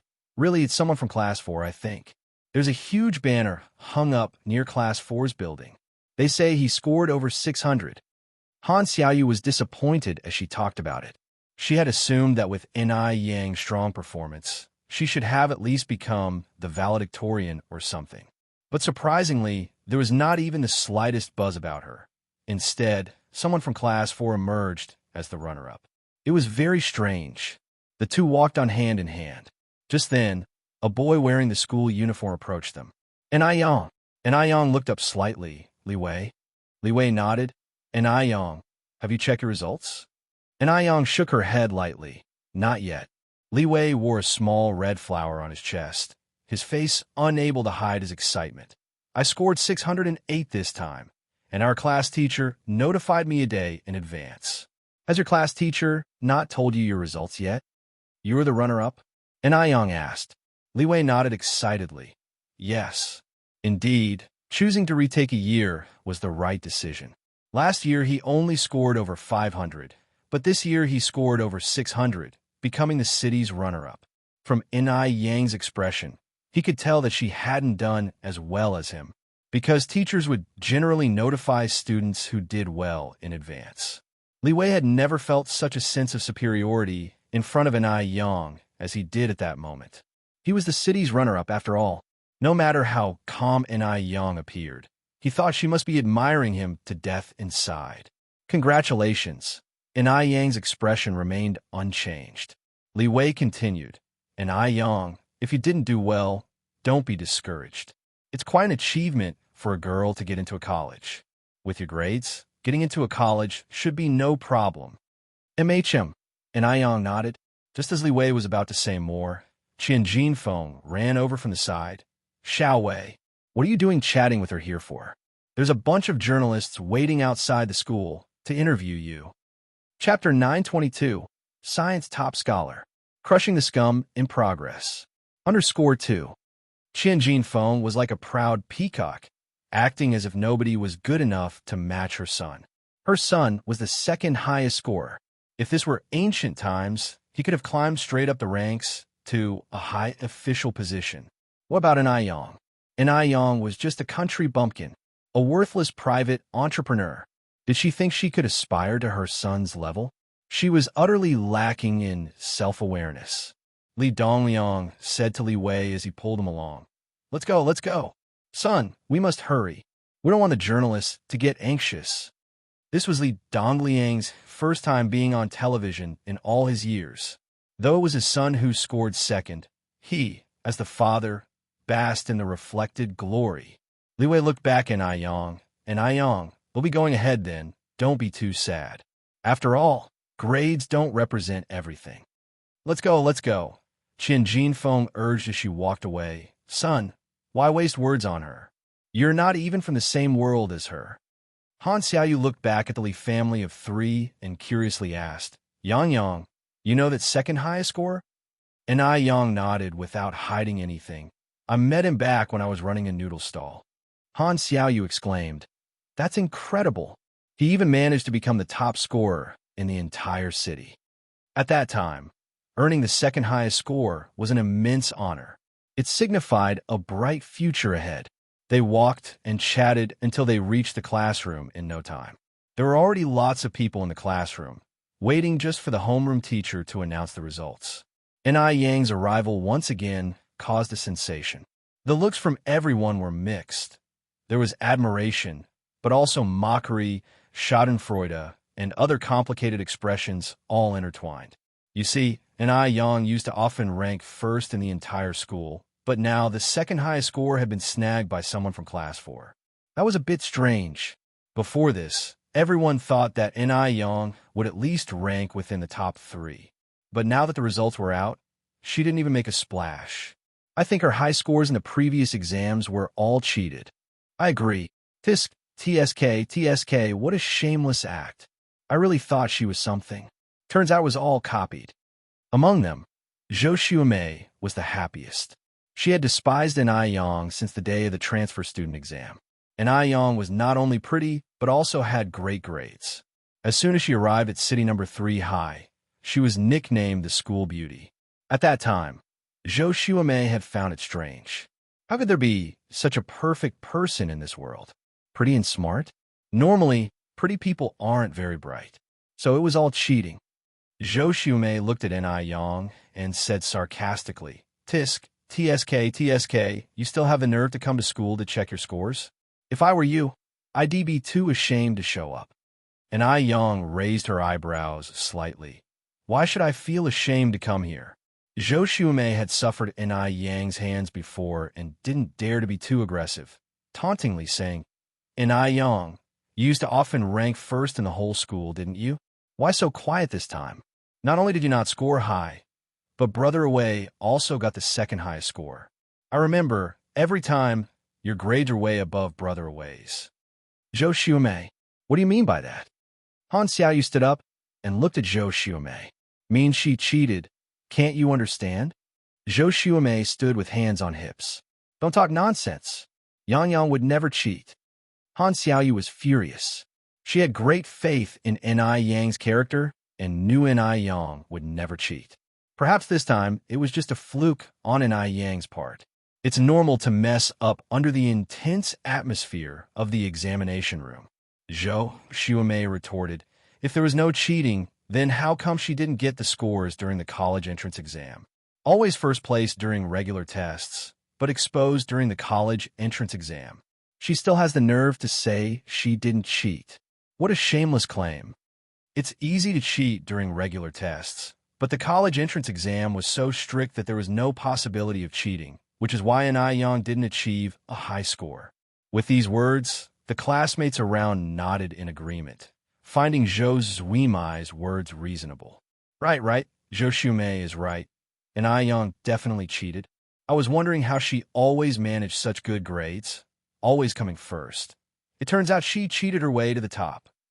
Han Xiaoyu, less articulate than Zhou Shumei, was beside herself with anger and didn't know what to say. She pointed at Zhou Shumei and stammered, You, what are you talking about? Chapter 923, Science Top Scholar, Crushing the Scum in Progress. _3. Let it go, Xiaoyu. Why even bother talking to such people? And Yang said with a smile as she pulled Han Xiaoyu back to her seat. Seeing Yang react this way only made Zhou Shumei even more arrogant. Look how guilty you are. That's just disgusting. To think you plagiarized. You've totally disgraced our school and our class. Cheater. And Yang could keep her composure, but Han Xiaoyu could not. Yang, look at them. Look at that Zhou Shumei. How could she falsely accuse you like this? Yang, why aren't you angry at all? And Yang was very calm and smiled. The innocent have nothing to be angry about. Don't be mad either, Xiaoyu. Oh, I brought you some snacks. In situations like this, the best response is to keep silent. Han Xiaoyu was a real food lover. Upon hearing about food, her eyes lit up. What kind of snack?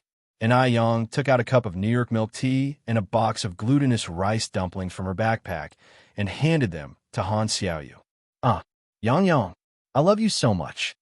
Han Xiaoyu hugged Yang excitedly. Han Xiaoyu loved New York milk tea and their sweets, but there was always a long queue for New York milk tea, and some of the items were limited editions, not always available even if you had the money. And Yang had her ways, always managing to get them. I'll pay you. Han Xiaoyu pulled out 50 cents and handed it to Yang. And Yang smiled and said, You always insist on paying, but we are about to graduate. This treat is on me. Although Han Xiaoyu loved her food, she never took advantage of Yang.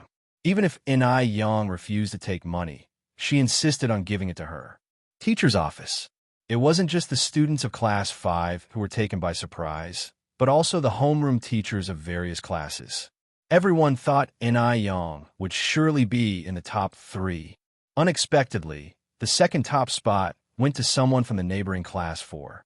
Yang didn't make even a splash. Such a disappointment. Coincidentally, Zhang Chong taught Class 4. He walked up to Teacher Su. All smiles. Teacher Su, hasn't the admissions office called you yet?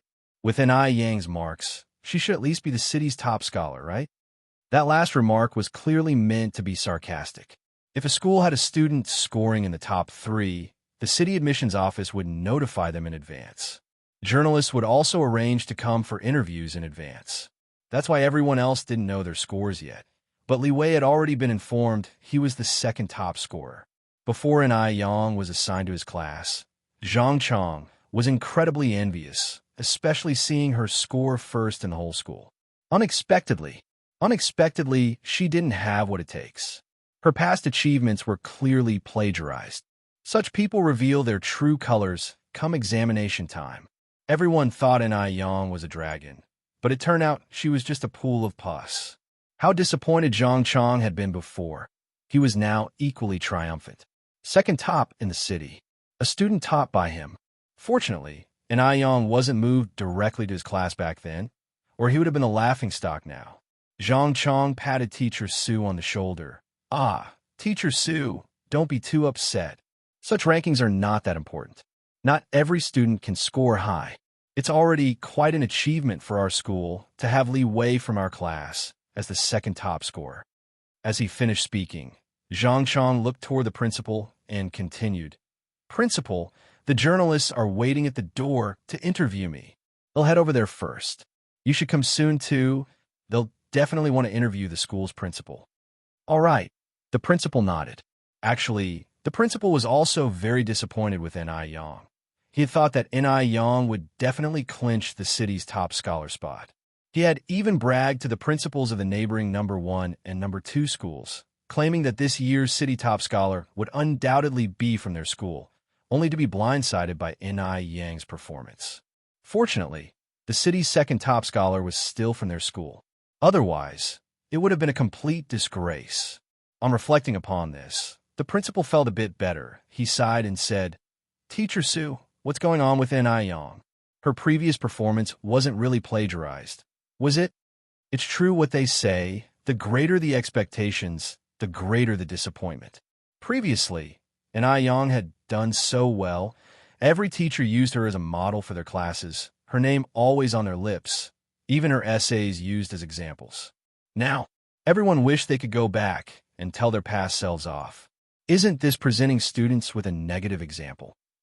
Chapter 924, Science Top Scholar, Crushing the Scum in Progress. _4. Teacher Sue pushed up his glasses. "No, I believe our N.I. Yang wouldn't plagiarize." As a teacher, Mr. Sue had great faith in N.I. Yang's character. He believed she wouldn't plagiarize. With N.I. Yang's character, she wouldn't even dignify that by stooping to do such a thing. The principal sighed again, but the fact that N.I. Yang didn't achieve the results is true. Just like Teacher Zhang said, given N.I. Yang's previous mock test scores, she should have at least secured the top position in the city. If not that, at least she should have been among the top 3. Right? You know, her previous results were much better than those of Li Wei. Now that N.I. Yang didn't achieve the scores, how could everyone trust her? Teacher Sue pushed his glasses up again. He'll call the city admissions office and ask. Zhang Chong shook his head. Teacher Sue, you should face reality. I think N.I. Yang has been academically dishonest. That's why she resorted to these stealthy tactics. Teacher Sue was very angry, but he couldn't refute without evidence. His rebuttals had no grounding. Just as he was about to make a call, the phone on the desk rang. "Hello. Good day." Teacher Sue answered the phone. It was not clear what was said on the other end, but Teacher Zu's expression gradually hardened, and after a long pause, he finally said, What did you say?" The person on the other line repeated the words. "Really? The top scorer in the city's exam is really our N.I. Yang." Teacher Sue jumped up excitedly. Even though he was in his 50s, he was as joyful as a child at that moment. "Comrade, are you sure there's no mistake? This is City High School number 3. I am Su Lei, the homeroom teacher of senior year class 5, he said, holding the handset in one hand and picking up a piece of paper with the other hand, continuing, "Our N.I. Yang's examination registration number is 340823. Yes, Teacher Sue, this year's science subject top scorer in the exams is your student N.I. Yang, who achieved a high score of 648 points. Moreover, she is also the national top scorer. Congratulations." Teacher Sue was almost floating. 648 points. You must know, the total possible score was only 650. What did N.I. Yang eat to grow up with? How could she be so brilliant? Thank you. Thank you, comrade. I'll treat you to a meal sometime. Teacher Sue, overwhelmed with excitement, blurted out. Just as he was about to hang up the phone, he suddenly thought of something. Right, comrade? Wasn't the top scorer usually notified in advance? Why was it so late this time? They had thought that N.I. Yang's previous results were false, so she didn't do well in the exams. The person on the other end explained, because N.I. Yang's results were so exceptional, our admissions office had to review them several times. Initially, when the admissions office learned of N.I. Yang's results, they even suspected that there might have been errors during the marking of the papers. Thus, they conducted several detailed checks, and after confirming there were no issues, they finally dared to call Teacher Sue. Teacher Sue nodded. "Oh, I see. Comrade, you really worked hard." As soon as Teacher Sue hung up the phone, the principal, who couldn't wait any longer, grabbed Teacher Zu's arm and asked, "Teacher Sue, was that a call from a city admissions office?" Teacher Sue nodded. The principal continued, "N.I. Yang won the top position in the city?" Teacher Sue nodded again. The top position in the city? It was really the top position in the city. The principal thought he was hallucinating and asked several times over. Then, the principal asked, "Then why didn't the city admissions office notify us earlier?" Teacher Sue explained the process again, and after hearing it, the principal was stunned. What? 648 points. And Ai Yang scored 648 points. Yes. Teacher Sue nodded, continuing, the comrade from the city admissions office also said that Ai Yang is not only the city's top scorer, but also the national top scorer in science. Really? The principal was ecstatic. Really? Teacher Sue was even happier than the principal. It felt like being vindicated after being falsely accused. Just 10 minutes earlier, so many people were doubting that Ai Yang's previous results were plagiarized. But in the blink of an eye, Ai Yang had won the city's top position. It felt incredibly satisfying. The principal continued, Teacher Sue, I apologize. I wronged your student Ai Yang. She is truly amazing. Teacher Sue pushed up his glasses. It's not much for me, but Ai Yang might feel a bit wronged. Just a moment ago, when I passed by the classroom, I saw many people accusing her of plagiarism. Chapter 925, Science Top Scholar. Crushing the Scum in Progress. Underscore 5. Upon hearing this, the principal's face showed a hint of guilt, and he apologized somewhat embarrassedly. I'm really sorry, Teacher Sue. I shouldn't have doubted Ai Yang. Rest assured, I will personally apologize to Ai Yang. Teacher Sue laughed and said, Principal, you're being too serious. Our class in Ai Yang is not the petty type. She probably didn't even take this matter to heart. Exactly. Our national topper definitely isn't petty. The principal excitedly patted Teacher Zu's shoulder. Teacher Sue, you are truly amazing to have taught a national topper. Just then, when Teacher Zhao from Class 2 of senior year entered, he overheard this remark. National topper? He asked, somewhat confused. Has Beijing produced a national topper? From which school? The principal excitedly said, It's an Ai Yang from Teacher Zu's class. Truly, Teacher Sue deserves great credit for teaching such a talent. National topper? Not to mention Third City Middle School. Even Beijing hadn't produced a national topper in a long time. Is there some mistake? Teacher Zhao expressed doubt. Hadn't he heard that Ai Yang's past achievements were plagiarized? How had she suddenly become a national topper? Also, weren't the top 3 ranks usually notified in advance? The principal arrogantly said, the city admissions office personally called. How could there be a mistake? Teacher Sue knew about Teacher Zhao's doubts and explained the reasons to him. Teacher Zhao said enviously, Teacher Sue, you are really incredible. Having taught a national topper, Teacher Zu's future is truly boundless. Before this, Teacher Zhao's most admired person was Zhang Chong, as Zhang Chong's class had a student who became city second best. But now, Teacher Sue had actually taught a national topper. Could a city's second best compare to a national topper? Next to the national topper, the city's second best couldn't even be seen. Teacher Sue humbly said, Not at all. I just taught casually. The talented one is Ai Yang from our class. Before long, everyone in the office knew about Ai Yang being the national topper. Everyone gathered around Teacher Sue, expressing admiration. Just a short while ago, people were doubting Ai Yang's plagiarism and scoffing at Teacher Sue. But now, the tables had turned. It would be false to say they weren't pleased and proud. The honor of being a national topper was enough for Teacher Sue to be proud for a lifetime. Teacher Sue smiled and said, I won't talk much longer with you all. I'm off to announce the college entrance exam results to our class. Ai Yang must be getting anxious. The principal quickly said, Go. Don't keep Ai Yang waiting. Teacher Sue entered the classroom. Everyone, quiet down. I'm about to announce the college entrance exam results. Hearing this, the classroom immediately fell silent. Teacher Sue started reading out the scores one by one. Li Xiaoman, 498 points. Han Xiaoyu, 588 points. 588 points.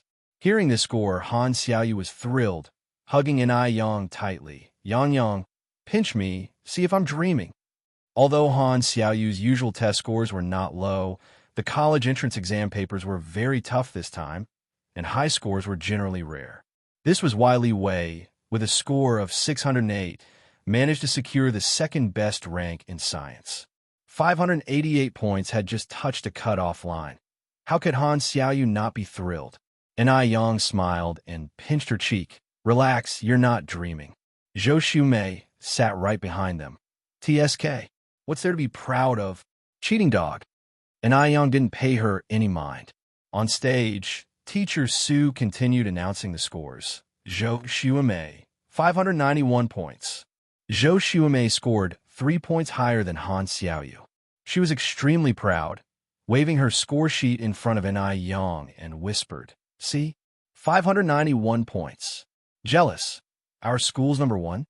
Teacher Su intentionally left Enai Yang's score for last, so it took a long time without mentioning Enai Yang's score. So, everyone speculated whether Enai Yang even reached the third-tier college admission score, which is why Teacher Su delayed announcing it. For a moment, the looks towards Enai Yang became even more complex. After announcing everyone else's scores, Teacher Su tapped the ruler and then said, "Next, the teacher has an important announcement." The class quieted down. Teacher Su swallowed, then continued. "This time, our class has produced a national topper." National topper?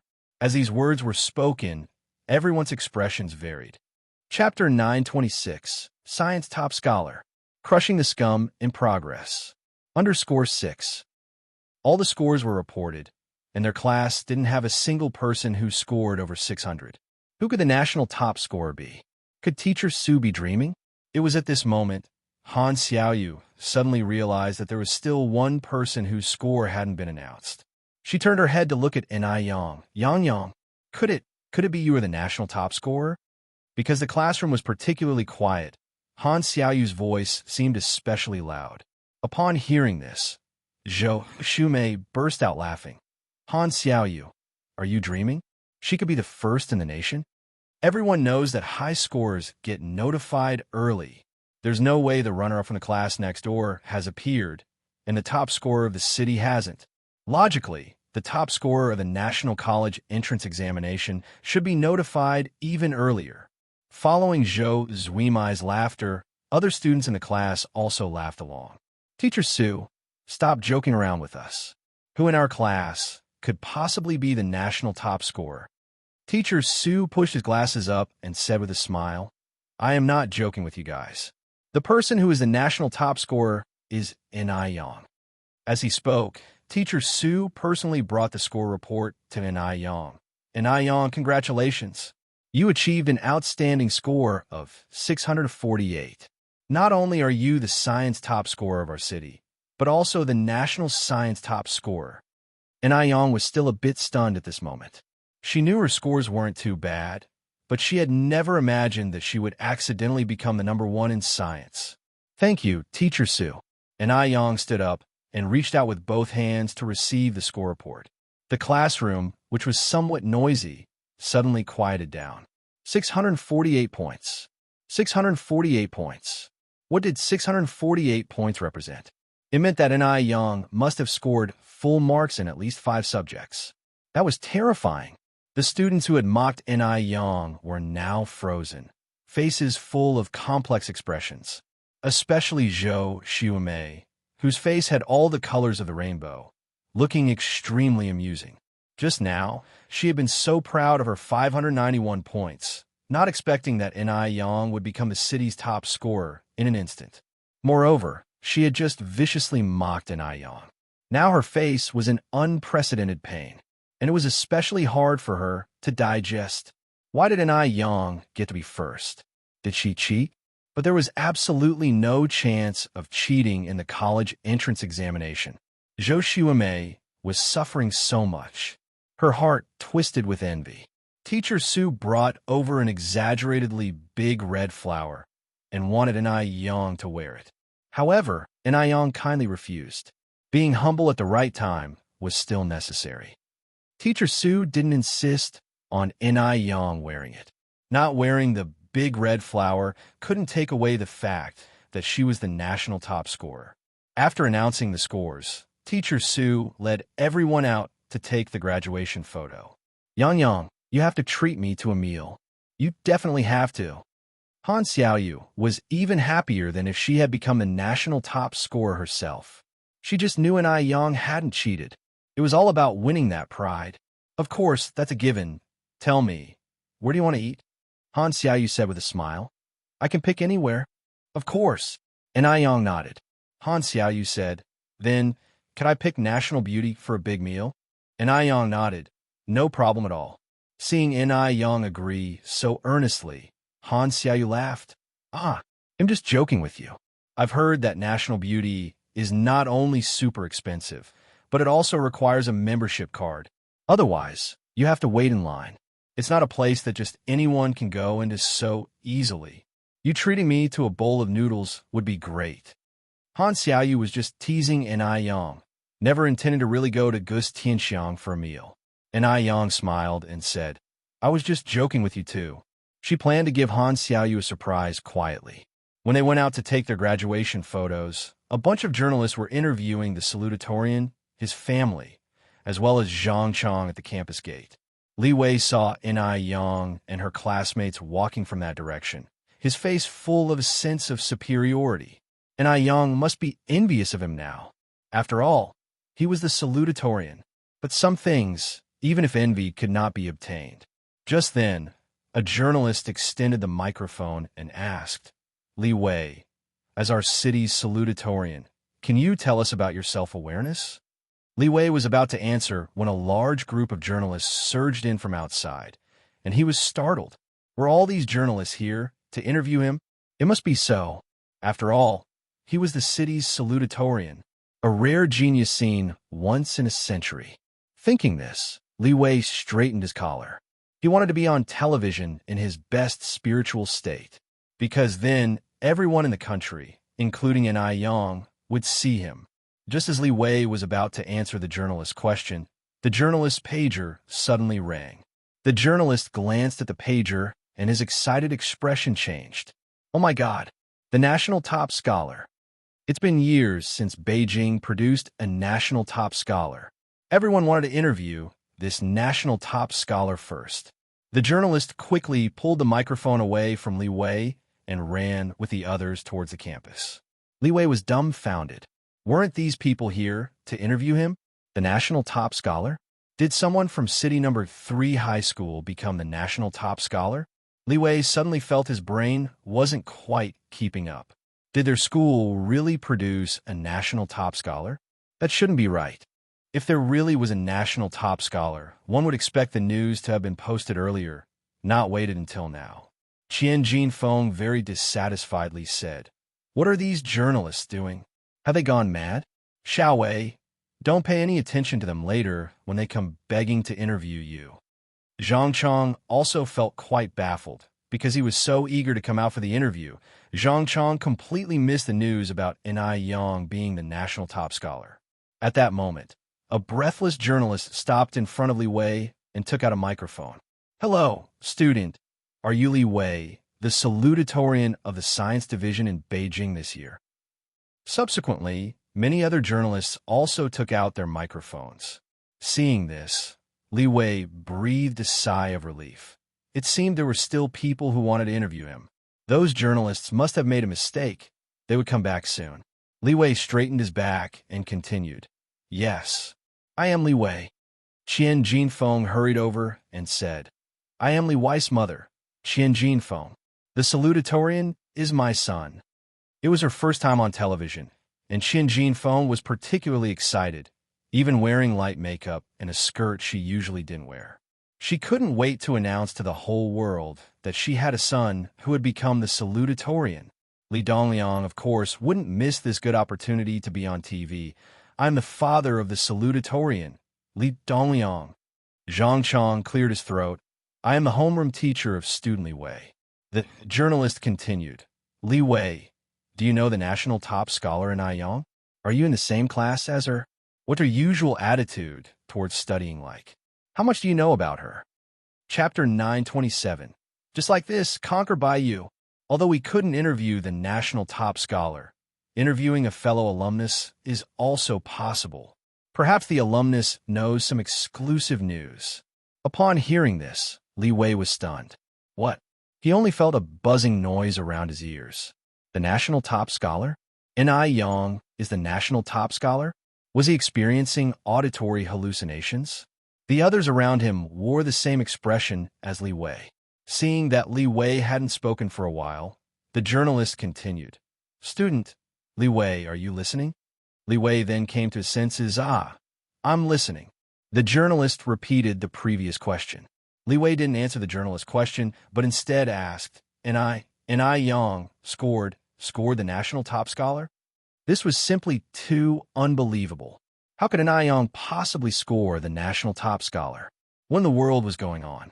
Just a second ago, Li Wei was basking in the joy of having secured the second highest city rank, but the next second, he felt like he had fallen into an ice cellar.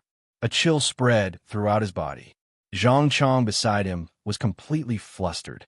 How could Ni Yang have achieved the national top scholar? If she had scored the national top scholar, why hadn't there been any indication beforehand? Comrade journalist, you must have made a mistake, Zhang Chong said with a stiff smile. Our school only has one second highest city ranker, and that's our classmate Li Wei. Ni Yang wasn't one who cheated, was she? How could she possibly score the national top scholar? This had to be a mistake. He was the only outstanding teacher this year. Just then, a commotion arose from behind. Here they come. Over there. The one beside the principal is the national top scholar. Let's hurry over. The journalists who had originally surrounded Li Wei, in that instant, all ran off. Li Wei also turned his head to look. He saw Ni Yang being surrounded by a crowd, walking this way, like the moon surrounded by a halo of stars. She really was the national top scholar? Li Wei licked his dry lips, not knowing quite what to feel. Qian Jinfeng was about to go mad. The most brilliant person was supposed to be her son. How could that cheap girl, Ni Yang, become the national top scholar? Wasn't she just a small business owner? How could she take away all the journalists? Come back. All of you come back. My son is the runner-up. Don't you want to know about his study methods? Mom, stop it. Li Wei pulled Qian Jinfeng back. Aren't you ashamed? Reluctantly, Qian Jinfeng closed her mouth. These people are crazy. Crazy. They leave you, the runner-up, uninterviewed to actually go interview that small business owner. Who knows if her national top scholar title is even real? Qian Jinfeng said. Li Wei sighed. If you question whether hers is fake, others could also question if my second highest city rank is fake. Mom, stop talking nonsense. The college entrance exam is a serious matter. Be careful of bringing trouble with your words. Hearing this, Zhang Chong nodded in agreement. That's right, Li Wei's mother, Li Wei, is right. You could end up being legally responsible. The college entrance examination was so strict that it was absolutely impossible for cheating to occur. Frightened, Qian Jinfeng quickly covered her mouth. Zhang Chong suppressed the discomfort at the bottom of his heart, patted Li Wei on the shoulder. Li Wei, even though Ni Yang scored the national top scholar, you shouldn't be discouraged. You secured the second highest city rank. The teacher is already very happy. This is the first time I have taught a student who achieved such a rank. As a teacher, one must not say things that could harm a student's spirits at times like this. Zhang Chong wasn't a muddle-headed person either. Li Wei nodded. I understand, Teacher Zhang. Li Wei truly felt bitter. He had been proud of having scored the second highest city rank, and had even advised Ni Yang not to be discouraged. But unexpectedly, the situation had turned upside down in an instant. He was merely the second highest city ranker. How could he compare with Ni Yang? Xiao Wei, don't be sad. You are still the pride of your father's heart. Li Dongliang patted Li Wei on the shoulder. Li Wei nodded again, then turned his head to look over at Ni Yang. At that moment, Ni Yang was being interviewed by journalists. Upon seeing Ni Yang, the journalists were quite amazed. Who said that good students weren't pretty? Look how beautiful Ni Yang is. No matter from which angle the camera shot, there were no blind spots. Moreover, not only was Ni Yang beautiful, but she also had an excellent demeanor, without the typical nerdy air of someone who had buried themselves in books. She was youthful and vibrant, truly a representative of contemporary students. Ni Yang, when did you find out you were the national top scholar? Asked the journalist. And Ayong, how are you feeling right now? Chapter 928. Just like this, conquer by you. Underscore 2. Can you share your regular study methods with the viewers in front of the television? And Ayong, confronted with the many questions from the journalists, wasn't at all stage frightened. She adjusted the microphone and leaned forward slightly. I just found out about this news myself. As for how I feel, it would be false to say I'm not happy, since one of the 3 great joys in life is to see one's name on the golden list. If someone said they were not thrilled and were calm at such a time, it would be far too fake. After all, even In-ai Yang hadn't expected that she would become the national valedictorian in science. Though she was happy, she was not impulsive. She was like an orchid blooming in a quiet valley, serene and delightful. Then can you share your regular study methods with us? The journalist asked again. In-ai Yang replied lightly. Actually, achieving good results is inseparable from the guidance of my teachers. I'm very grateful to all my teachers for their painstaking instruction. Teachers, you have worked hard. At the end of her statement, In-ai Yang offered a slight bow. What is this called? This is called remembering the source of the water when drinking it. You cannot let success make you arrogant and forget the hard work of your teachers. In her past and present lives, In-ai Yang had always been a business person. She knew how to build good relationships, and that one must be adept in handling various situations. Hearing this, Teacher Sue and the teachers of other subjects were overjoyed. In-ai Yang was just too sensible. What does it mean to have a proud student? This is what it means to have a proud student. The journalists immediately passed the microphone to the teachers, letting them share their educational insights with everyone. The Chinese, mathematics, English teachers, and so on were all surrounded by the journalists in an impenetrable crowd. Since the reinstatement of the college entrance examination in 1977, number 3 high school in the city had never seen such excitement. After interviewing in a circle, another wave of commotion spread through the crowd. The mayor is here. It really is the mayor. At this time, the mayor coming over was obviously here to commend the national valedictorian. The journalists quickly gathered around. The mayor was extremely excited. Keep in mind that In-ai Yang scored first in a national science examination. She not only brought glory to the school, but she also brought glory to Beijing.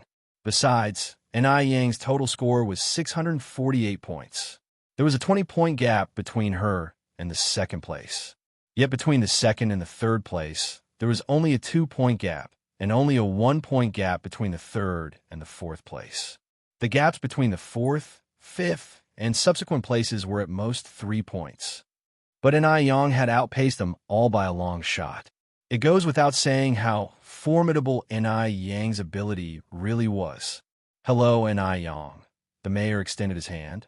I am Wu Jianhai, the mayor of Beijing, and on behalf of all the citizens, I congratulate you on achieving the national valedictorian in science. In-ai Yang shook hands with the mayor. Thank you, Mayor Wu. Having become the national valedictorian, the reward was certainly not going to be meager. The mayor then presented In-ai Yang with a cash reward of 5,000 yuan. Naturally, to be fair and just, as this year's city salutatorian, Li Wei also received a reward of 500 yuan. The country values education highly. These individuals are the future pillars of a nation.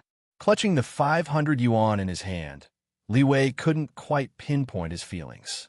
In the 80s, 500 yuan was a lot. A regular family could not earn 500 yuan a year.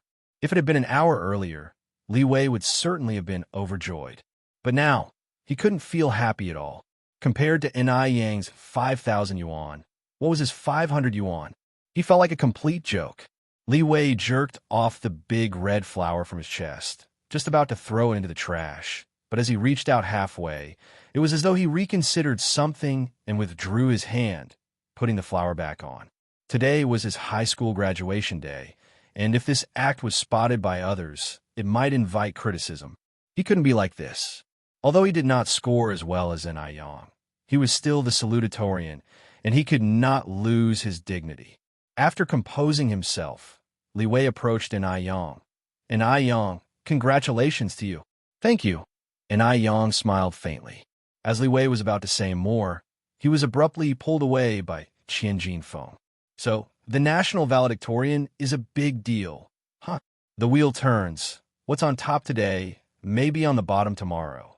It's still unknown what the future holds. Xiao Wei, let's not bother with her. Li Wei, feeling very uncomfortable at the moment, had no desire to argue with Qian Jinfeng, offered Ai Yang an apologetic smile, and left with Qian Jinfeng. After the journalists conducted their interviews, Class 5 began to arrange for the graduation photo. Chapter 929. Just like this, conquered by you. _3.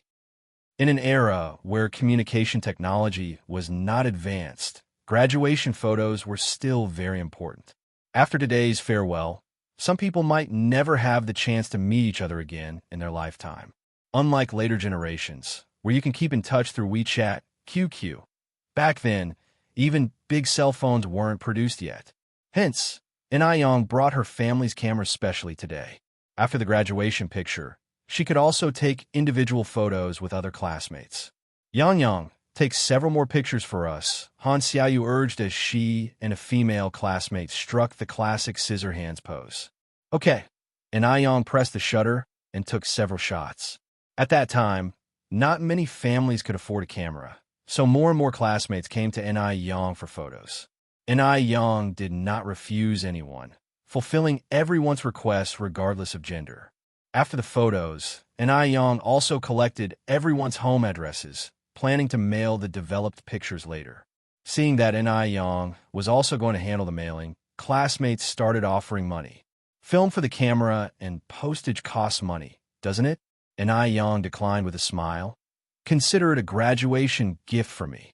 This was an excellent opportunity to establish connections. Class 5 students had performed exceedingly well, and their future prospects were boundless. Even the most unremarkable one, now, had endless possibilities in the future. You should never underestimate anyone at any time. After taking photos, a few teachers were especially happy and planned to treat the whole class to a meal, which was essentially a parting gathering, as it would be difficult to get everyone together like this again after today. Hearing that teachers were treating them, all the classmates were overjoyed and cheered immediately.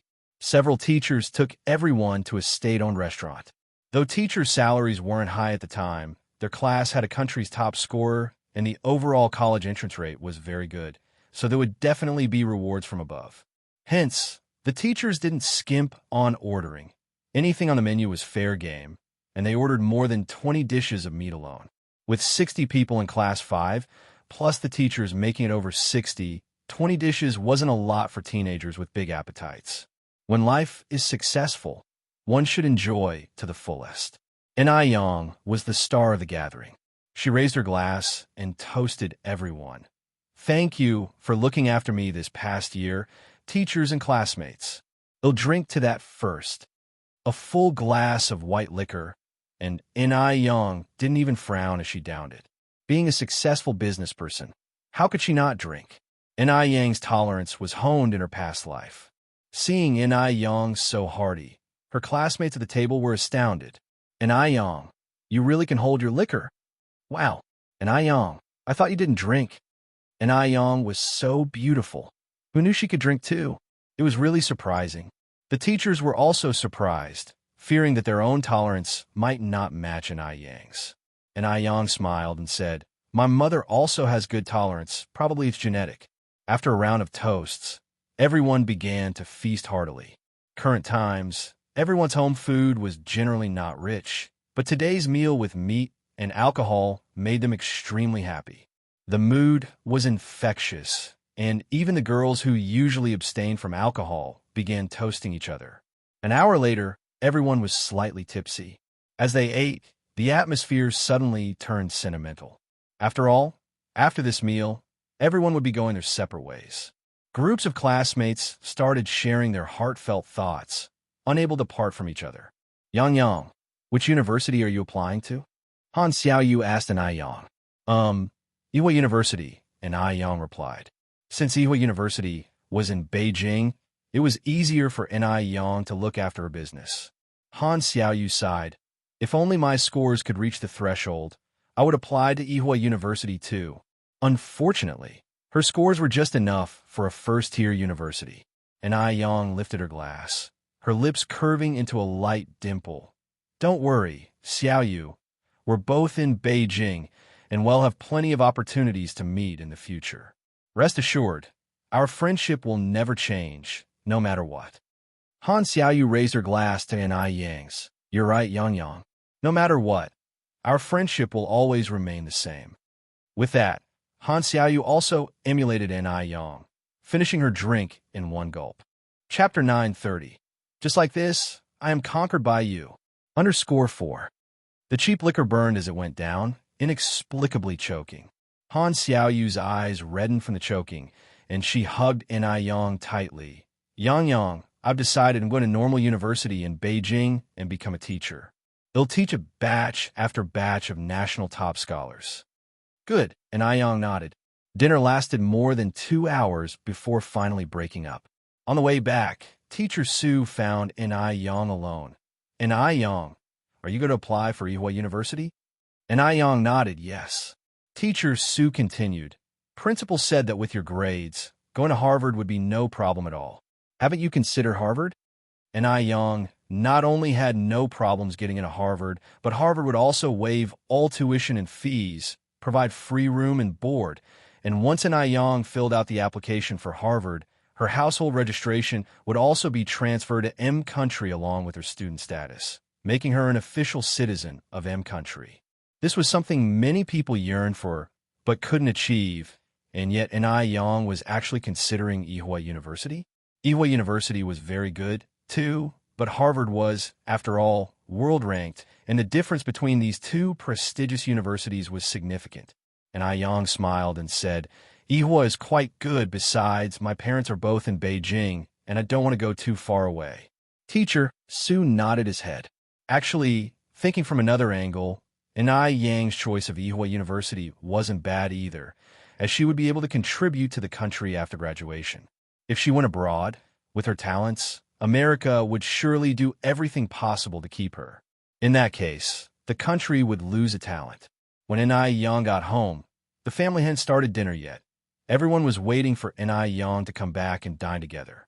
After all, today was a big day for Yang. Even Shangwan, and Shangwan Su hadn't left the house.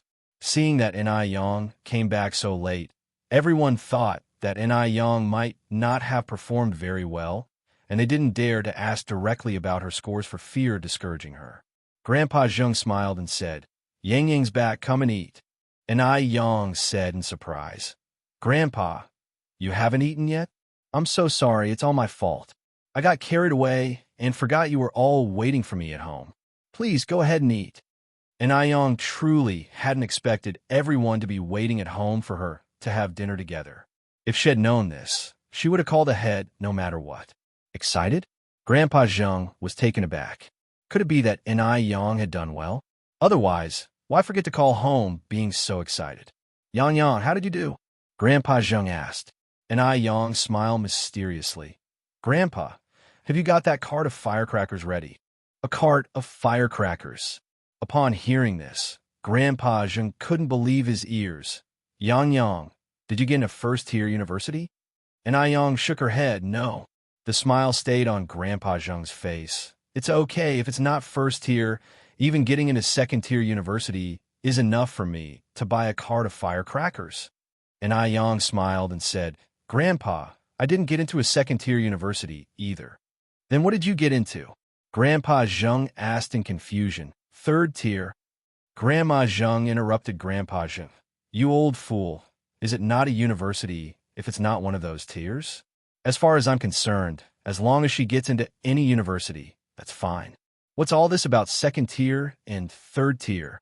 Yang, don't listen to your grandpa.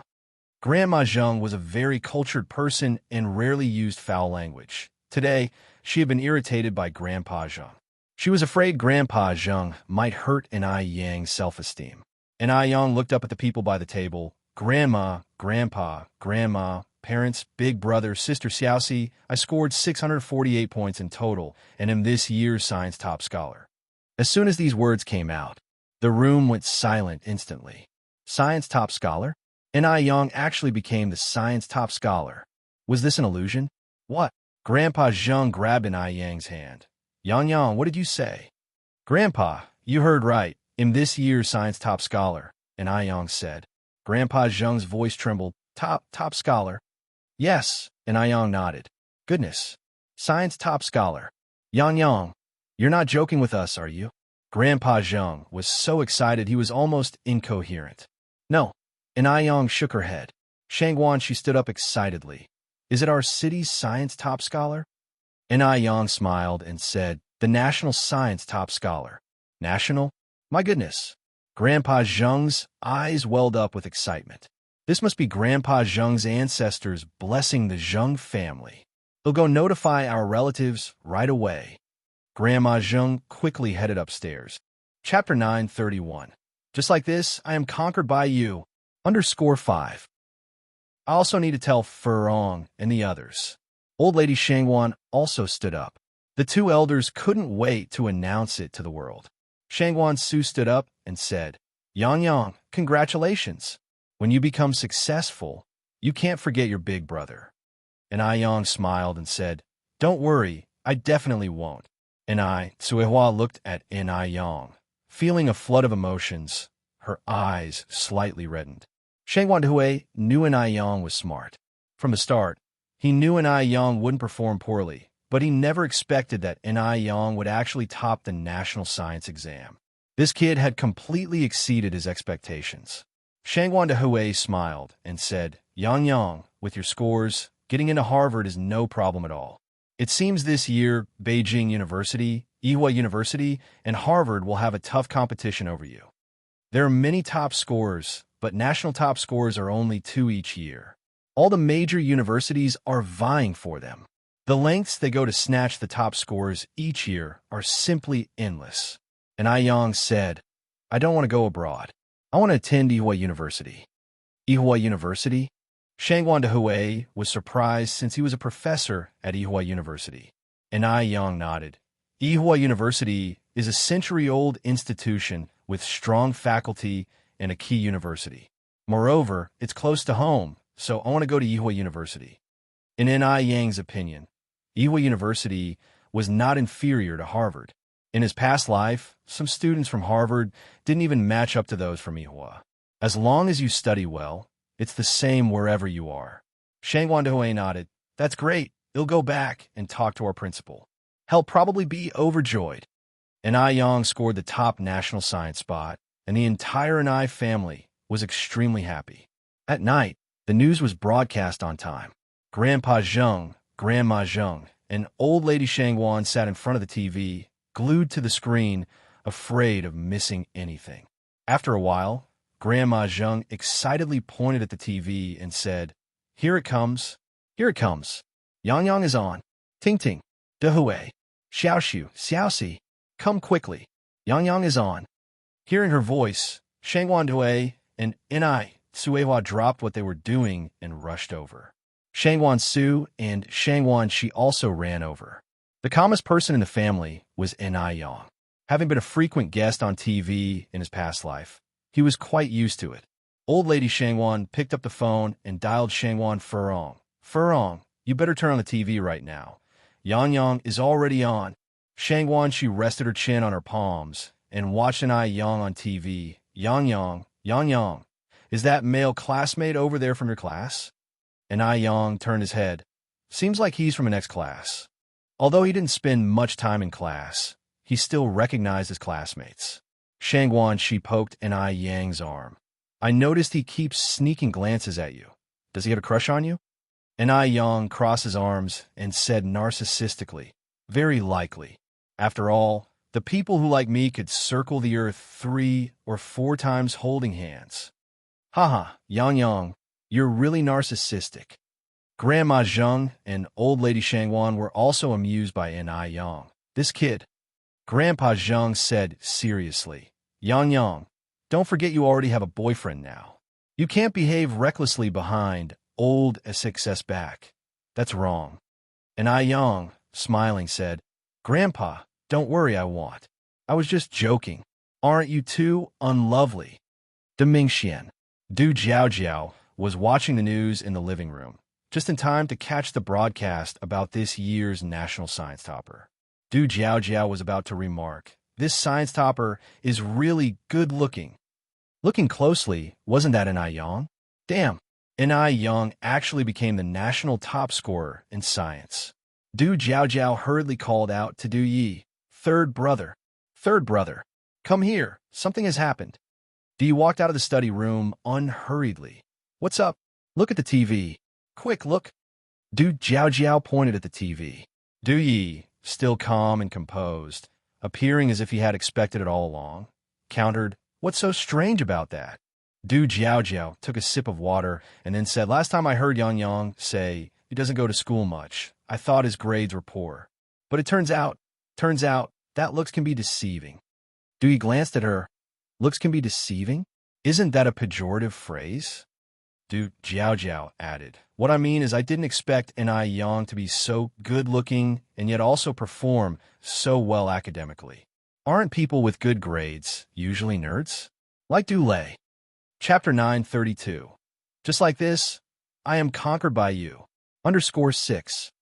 Du Lei was the 8th child in the Du family and a true bookworm. His pet phrases always Confucius says, and thus and so, and such.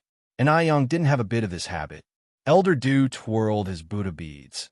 "There are many things you wouldn't think of." "What do you mean?" Du Jiaojiao turned back to look at Elder Du. "Do you know Yang well?" Elder Du turned and walked towards the study. "If there's nothing else, they'll head back to the study room now." Du Jiaojiao pointed at the TV. "Aren't you going to watch?" "Watch it yourself. How boring." Du Jiaojiao rolled her eyes. She had once thought that maybe Elder Du liked Yang. Now it seemed that Elder Du was still the same as before. A person without a heart. Elder Du returned to the study, picked up the brush, and continued with his painting. On the pure white canvas was the background of a brilliant night sky, surrounded by pitch-black jungle, a bonfire burning under a big tree. A strand of black hair fell from the tree. The fierce flames burned fiercely, threatening to destroy the painting. After a few more strokes, Elder Du put down the brush, rolled up the canvas, placed it in the cabinet, and picked up a Buddhist scripture to read softly. Buddhist scriptures had a calming effect. Soon after, Du Jiaojiao entered from outside, disdainfully saying, chanting scriptures, you're chanting again." She followed up by saying, "The moon is very round tonight. Let's go have a drink." Elder Du glanced over lightly. "Not awake yet?" Du Jiaojiao waved her hand. Fine. I know you don't drink alcohol." "Forget I asked." Jinghua Village. Ever since Elder Liu got a TV, almost every evening at dinner time, everyone would bring their bowls and leech off Elder Liu's TV. Tonight was no exception. When everyone saw Enai Yang on the TV, they were stunned. "My goodness, isn't that Yang?" "Yes, it's Yang. Look at the introduction below. Beijing City and Jinghua Village jurisdiction. Yang is so amazing. I always knew Yang's mom was lucky. The happiest person was the village chief. A national top scholar came from their village. How could the village chief not be happy? He was just about to visit the Ni family to offer his congratulations when the officials came, saying that journalists would arrive tomorrow for an interview in Scholar Village and ask the scholar to prepare. Scholar Village. The moment the village chief heard those 3 words, he felt like he was floating. Although it was Ni Yang who had become the top scholar, the village chief also felt honored. The entire village felt honored, especially when he heard that their village would be on TV tomorrow. The village chief was even more excited. Ni Yang had always been their village's lucky star, and now she was the pride of their village. The village chief rushed to the Ni family to discuss the matter with Ni Yang. When the village chief arrived, the Ni family's living room was packed with villagers who had come to offer their congratulations. Everyone was thrilled to hear that their village would be on TV tomorrow. The next day, as promised, journalists came to Jinghua Village for the interview. They casually interviewed a villager from Jinghua Village. "Oh, you mean Yang? Yang has always been very polite and especially filial. If my boy were even half as outstanding as Yang, I could die with my eyes closed. Are you here to see Sister Ni Yang?" We are all Sister and I Yang's protectors. Yes, we all especially love Sister and I Yang. Yang Yang. Yang Yang is a good child. Across Jinghua village, regardless of gender or age, whenever an I Yang was mentioned, everyone's face would light up with a genuine smile from the heart. This alone made it clear that N.I. Yang was truly outstanding. This was what it truly meant to be excellent in character and learning. In no time, N.I. Yang had become the proverbial child of someone else that all the parents talked about. She also became a role model for the contemporary youth to follow. In the blink of an eye, another 5 days had passed. N.I. Yang hadn't visited the mall to check the accounts for 5 days, and taking advantage of the nice weather today, she cycled to the city. The top scholar of the entire country had quite the influence, and several employees recognized her when she went to check the accounts at the department store. Although Lu Ru had just arrived in Beijing, she had made quite a few good friends there, and upon their recommendations, she had become a fan of the department store's products. Because the products from the department store were just too good to use. As she was queuing, she suddenly spotted a familiar figure. That despicable girl. Light flashed in Lu Ru's eyes as she tugged at her companion's sleeve. Yeah, wait here for me. I've got something to take care of real quick. Okay, Leah nodded. Lu Ru ran out to the mall entrance in one breath and found a public phone booth to make a call. Hello, brother. Hurry to the Jinghua department store. I've spotted that despicable girl from that day. Lu Qi said, Xiaoru, you mustn't be impolite like last time, nor are you allowed to call her a despicable girl again. He'll be right there. Lu Qi was quick to act. He hung up the phone and drove over. Lu Ru pointed and said, Bro, look, that's her over there. The most beautiful one. Lu Qi squinted his eyes. Lu Ru reluctantly nodded. Lu Qi touched his chin and said, She doesn't seem as rude as you described. From Lu Ru's descriptions, Lu Qi had almost believed the other person to be an unruly woman. He hadn't expected her to be so attractive in person. Taiwan Island was known for its beautiful women, but none of them could hold a candle to the girl in front of him. Lu Ru rolled her eyes at Lu Qi. Don't be fooled by her nice appearance. She's actually got a terrible temper, extremely impolite, no home training.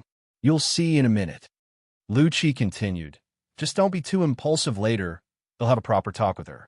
The siblings waited on the side for quite a while, until N.I. Yang finally came out of the department store. Lu Qi jogged to catch up with N.I. Yang. Comrade, please wait a moment. N.I. Yang glanced back slightly. Do you need something?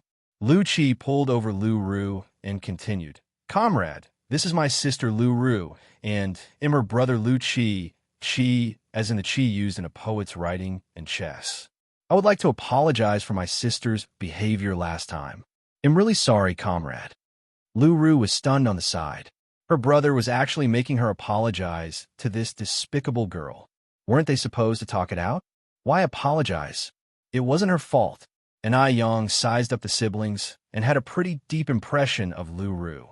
A haughty young lady like her was indeed a rare sight in Beijing nowadays. I've received your apology. Was there something else? Lu Qi choked up a little, not expecting N.I. Yang to respond that way. As the saying goes, 100 years of repair to share the same boat. Our meeting amongst the sea of people is also a kind of fate. Comrade, do you have some time? Perhaps the three of us could find a spot to grab a bite and have a chat? Chapter 933. She's not that kind of person. Second update. Sit down and eat. N.I. Yang frowned inconspicuously except when she couldn't avoid social niceties. She didn't have a fondness for dining and chatting with strangers. If you have something to say, just say it, N.I. Yang said lightly, pointing to the rest chairs in the mall. We can go sit there. N.I. Yang had an intuition that this brother and sister were here for the bracelet. Oh, all right, Lu Qi said as he took Lu Ru's hand and walked over. These days, the mall's rest chairs were very simple. Lu Ru sat on the chair reluctantly. If looks could kill, Lu Qi would have died hundreds of times by now. Usually, her brother was quite reliable, but she hadn't expected him to turn into this upon meeting a pretty girl. Just say what you have to say. N.I. Yang broke the silence, being the first to speak up. Lu Qi pondered for a moment before saying, Well, comrade, May I boldly ask where you bought the bracelet on your hand? Is there a problem with my bracelet? And Yang's brows and eyes were clear and bright. Lu Qi cleared his throat and continued. It's like this. There's a long-lost elder in our family whose bracelet is identical to yours. So, we are wondering if the person who sold you the bracelet could be our elder. And Yang followed. Are you that sure that the bracelet is your family elder's? Look at this, Lu Qi said. As he spoke, Lu Qi took out an old photo, which didn't capture a person, but a jade bracelet. Although it was a black and white photo, the details were captured very clearly. Anyone who knew their stuff would recognize at first glance that the two bracelets were one and the same. And Yang took the photo and scrutinized it carefully. After a moment, she handed the photo back to Lu Qi. Lu Qi took back the photo. Comrade, what do you think? Can you believe what I said now? This bracelet truly belongs to my family elder, and frankly, it's also our family heirloom. Comrade, can you tell me where the person who sold you the bracelet is now? Could it be that Lu Qi and Lu Ru were Grandma Liu's descendants? But they didn't look anything like Grandma Liu. And Yang's expression remained cool. What relation is that elder to you? Lu Qi said, she's my aunt. Aunt, normally a term of respect for one's father's brother's wife. Could it be that they were all Grandma Liu's nephews and nieces? Grandma Liu was currently all alone. If she could find family, that would be nice. And Yang continued, I can't just take your word for it. I need to go back and verify. I think you just don't want to return that bracelet. Lu Ru interrupted. Do you realize that bracelet is our family heirloom? What you're doing is theft. It was just too shameless. They had made it so clear, yet she still didn't want to return the bracelet. Lu Qi frowned. Xiaoru, don't be so impolite. Comrade, I'm sorry. My sister is just like this. Lu Ru could be angered to death by Lu Qi. If she had known it would turn out like this, she wouldn't have called him over. Good for nothing whose loyalties lie elsewhere. That bracelet is originally our family heirloom. And Yang wasn't upset and looked up at Lu Ru. Why don't you just claim the entire mall is your family heirloom then? Legally, what you're doing is called slander. Lu Ru was left speechless. Too outrageous. This shameless girl was really just too much. Seeing Lu Ru's mood worsening, Lu Qi quickly pushed her behind him and smiled apologetically to Yang. Don't be angry with her, comrade. My sister, she just didn't grow a brain. You shouldn't stoop to her level. And Yang, sensing Lu Qi's attitude was still decent, continued. To tell you the truth, my bracelet was also given to me by an elder from my family. They'll go back and ask her and check the situation. If it turns out you are telling the truth, they'll let you know her address. By the way, do you know her name? Lu Qi said, I don't know my aunt's name, but she would definitely know my father's name. He is Lu Haoshan. And Yang nodded slightly. Okay, I got it. I'll tell her once I get back. Thank you for your trouble, Lu Qi continued. Do you mind telling me your name? Instead of answering directly, Yang asked, will you have time tomorrow? Yes, Lu Qi nodded instinctively. And Yang took a watch out of her pocket and checked the time. Then let's meet here at the same time tomorrow afternoon. Agreed. It's settled then. Lu Qi nodded again. After saying this, Yang turned and walked away. Lu Qi watched Yang's departing figure. His lips curved into a silly smile. Brother, why did you just let her go like that? Lu Ru was nearly fuming with anger. Lu Qi didn't turn back as he spoke. Didn't she say she would come again tomorrow? Lu Ru said in exasperation. You believe what a woman says? Who knows if she will show up tomorrow afternoon? Lu Qi said firmly. She's not that kind of person. Chapter 934. Great Beauty. Siblings? Some people, just by looking at their faces, you can tell their character. Lu Qi believed that Yang was not one of those people. Lu Ru snorted coldly. You speak as if you know her so well. I'm going back to tell our parents. Let them break your legs. And Yang didn't linger in the mall. After meeting siblings Lu Qi and Lu Ru, she went to visit Grandma Liu. Grandma Liu was holding Depang in her arms, watching Huangmei opera. The opera, Mengjiang's bitter weeping at the Great Wall, brought tears to Grandma Liu's eyes. Grandma Liu, and Yang gently tapped on the wooden door. It's you, Yang. Grandma Lu turned around, wiping her tears. "Depang me out," leaping from Grandma Liu's lap onto Yang. "Come, have a seat."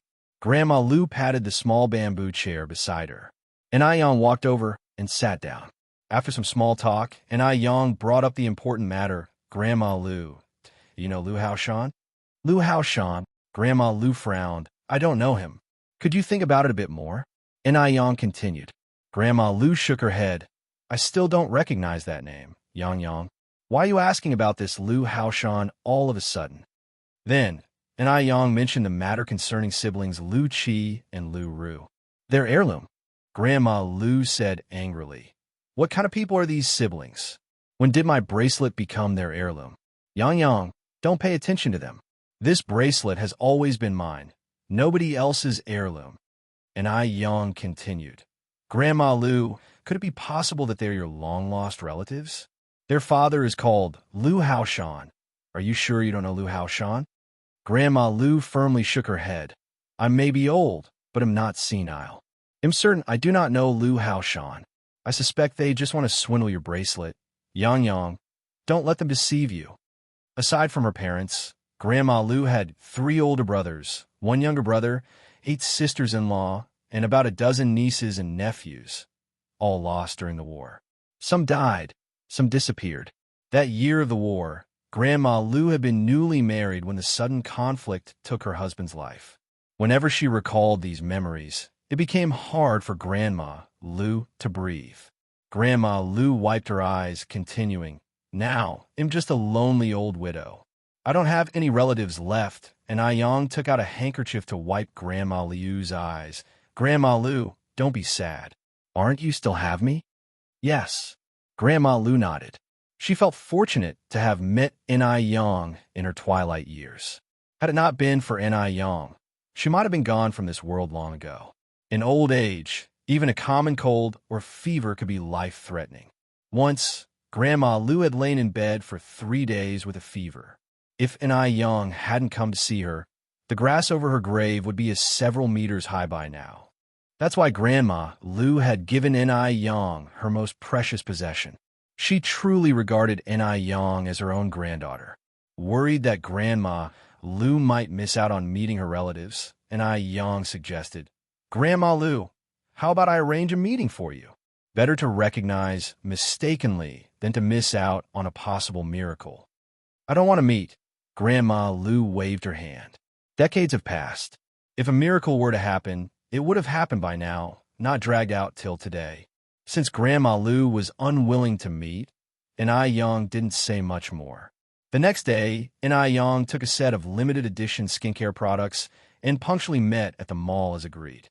When Yang arrived, she found not only the siblings, Lu Qi and Lu Ru, but also an elderly man with white hair and a middle-aged woman. Seeing this middle-aged woman, Yang was stunned. How come she felt this person looked so much like Dr. Jiang? The features were at least 70 or 80% similar, only much younger than Dr. Jiang. Just then, Yang suddenly remembered the siblings Lu Qi and Lu Ru had come from Taiwan Island. Could this person be the one Xiaozhou was talking about? Was she the one investigating Dr. Jiang? What was her relationship with Dr. Jiang? Was she Dr. Jiang's illegitimate daughter? What hidden stories lay beneath all this? Yang subtly furrowed her brow. "You're here, comrade." Lu Qi, seeing Yang, greatly relieved. He knew Yang was not the type to break promises. Yang nodded. Chapter 9:35. Great Beauty. Siblings? Lu Qi continued. "This is my father, and this is my mother." Yang was taken aback. Before Lu Qi introduced them, she had thought that the white-haired old man was Lu Qi's grandfather, and that the middle-aged woman and that man were father and daughter. But it turned out they were husband and wife. It really was an odd match. Lu Qi added, "My parents are very concerned about my aunt's condition, so they came with me. Please don't mind, comrade." Yang smiled politely and greeted Lu Qi's parents. Lu Qi then introduced Yang to his parents. "Mom, Dad, this comrade is the one who might know about my aunt." Seeing Yang, Liu's father was visibly excited, eyes reddening. "Young comrade, what's your name?" With an apologetic expression, Yang said, "Uncle, I might disappoint you. I checked with my family's elder last night. She said she does not know you or Lu Haoshan. How could this be? Lu Russ' face changed. I think you haven't even told my aunt. You just want to keep our family heirloom for yourself. Xiaoru. Liu's father frowned, scolding Lu Ru. Liu's father had never lost his temper with Lu Ru before. This was the first time. Startled, Lu Ru immediately shut her mouth, glaring resentfully at Enai Yang. Wretched girl. Liu's father looked at Enai Yang and continued. Young comrade, there are too many twists and turns that I cannot explain to you all. Could you please tell me where she is now? Once she sees me, she will recognize me. Liu's father had a premonition that the elder Enai Yang mentioned was the person they were looking for. I'm sorry, I cannot tell you. Enai Yang shook her head. Little comrade. Liu's mother grabbed Enai Yang's hand, crying profusely. We have been looking for our child's aunt for decades. Over the years, we haven't eaten or slept well. She has suffered so much alone, and now she is old. We want to bring her back to enjoy her twilight years. Please, young comrade, would you do us this favor? I'm begging you. Liu's mother covered her face as she cried, while discreetly eyeing the jade bracelet on Enai Yang's wrist. Exquisite, clear, its brilliant verdant color interspersed with streaks of translucent white. Smooth and flawless. It was a top-grade jade. This was their family's heirloom. How could it have ended up on someone else's wrist? Liu's mother wished she could remove the jade bracelet from Enai Yang's wrist that very moment. Enai Yang said, Auntie, you're really mistaken. My family's elder is not the person you're looking for. Perhaps it was because Liu's mother looked somewhat like Dr. Jiang that Enai Yang had no particularly good feelings toward her.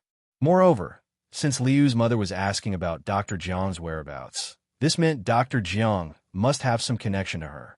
The saying about the company one keeps influencing one's behavior is not without basis. Lu Qi stepped forward. Comrade, don't rush to deny it. Whether she's my aunt or not, we'll find out after we meet. Please just help. My aunt is already 78 this year. If we miss this chance, we might never get to meet her in this lifetime, and some regrets last forever. Liu's mother hurriedly said, Yes, yes, young comrade. Whether she is my long-lost older sister, the children's aunt, you can't decide. Neither can we. We need to meet her to conclude. With the bracelet here, they were sure they wouldn't mistake the person. The person must be senile to have given such a valuable heirloom to someone else. Enai Yang shook her head. I'm sorry. My family's elder refuses to meet you. Enai Yang couldn't speak on behalf of Grandma Lu to agree to their request. Liu's father sighed. Fire seemed to spark from Lu Russ' eyes, wishing she could burn a hole in Enai Yang. She saw Enai Yang's actions as deliberate. Enai Yang was coveting her aunt's possessions. If it weren't for Liu's father being there, she would have burst out cursing. It was infuriating, carrying their family heirloom, and now even preventing them from recognizing their relative. Heavens, how could there be such shameless people in this world? Liu's mother, clutching Enai Yang's hands, unintentionally touched the translucent jade bracelet, its cool touch relieving the summer heat, truly an heirloom's hallmark. Chapter 936, Great Beauty. Siblings? _3. Under the current circumstances, we can only act subtly, not forcefully, Lu Mu continued. Comrade, I beg you. The children's great-aunt for our family is truly very important. I am kneeling down for you. As she spoke, Lu Qi's mother attempted to kneel before Enai Yang, who thankfully stopped her in time. Auntie, please don't do this. Comrade, just let these two children fulfill their filial duties to their great-aunt. After so many years, their great-aunt must have suffered a lot out there. We've only just managed to find out about her whereabouts. How can you bear to see us endure the pain of being apart from her? We just want her to live well in her last moments. Lu Qi's mother cried, so much her voice was nearly lost, tears streaming down her face. Sorry, I can't help you with this. Enai Yang pushed away Lu Qi's mother's hand. Annie, I have other things to tend to. I'm leaving. With that, Enai Yang turned and left. Lu Qi's mother tried to hold on to An Yang, but Lu Qi's father stopped her. Lu Qi's father watched An Yang's retreating figure and called out loudly, "Comrade, if the children's great-aunt is willing to meet with us, please come find us at the mansion in Beijing." An Yang moved quickly, disappearing from sight in a moment, leaving it uncertain whether she heard the words or not. "Why did you stop me just now?" Lu Qi's mother asked Lu Qi's father, continuing, "Don't you want to find our elder sister?" Lu Qi's father shook his head. "Since they don't want to talk, even if you cry your eyes out, it's useless. As long as we're sure she's in Beijing, we'll find a way." After saying this, Lu Qi's father continued, "Besides, I've already given her our address.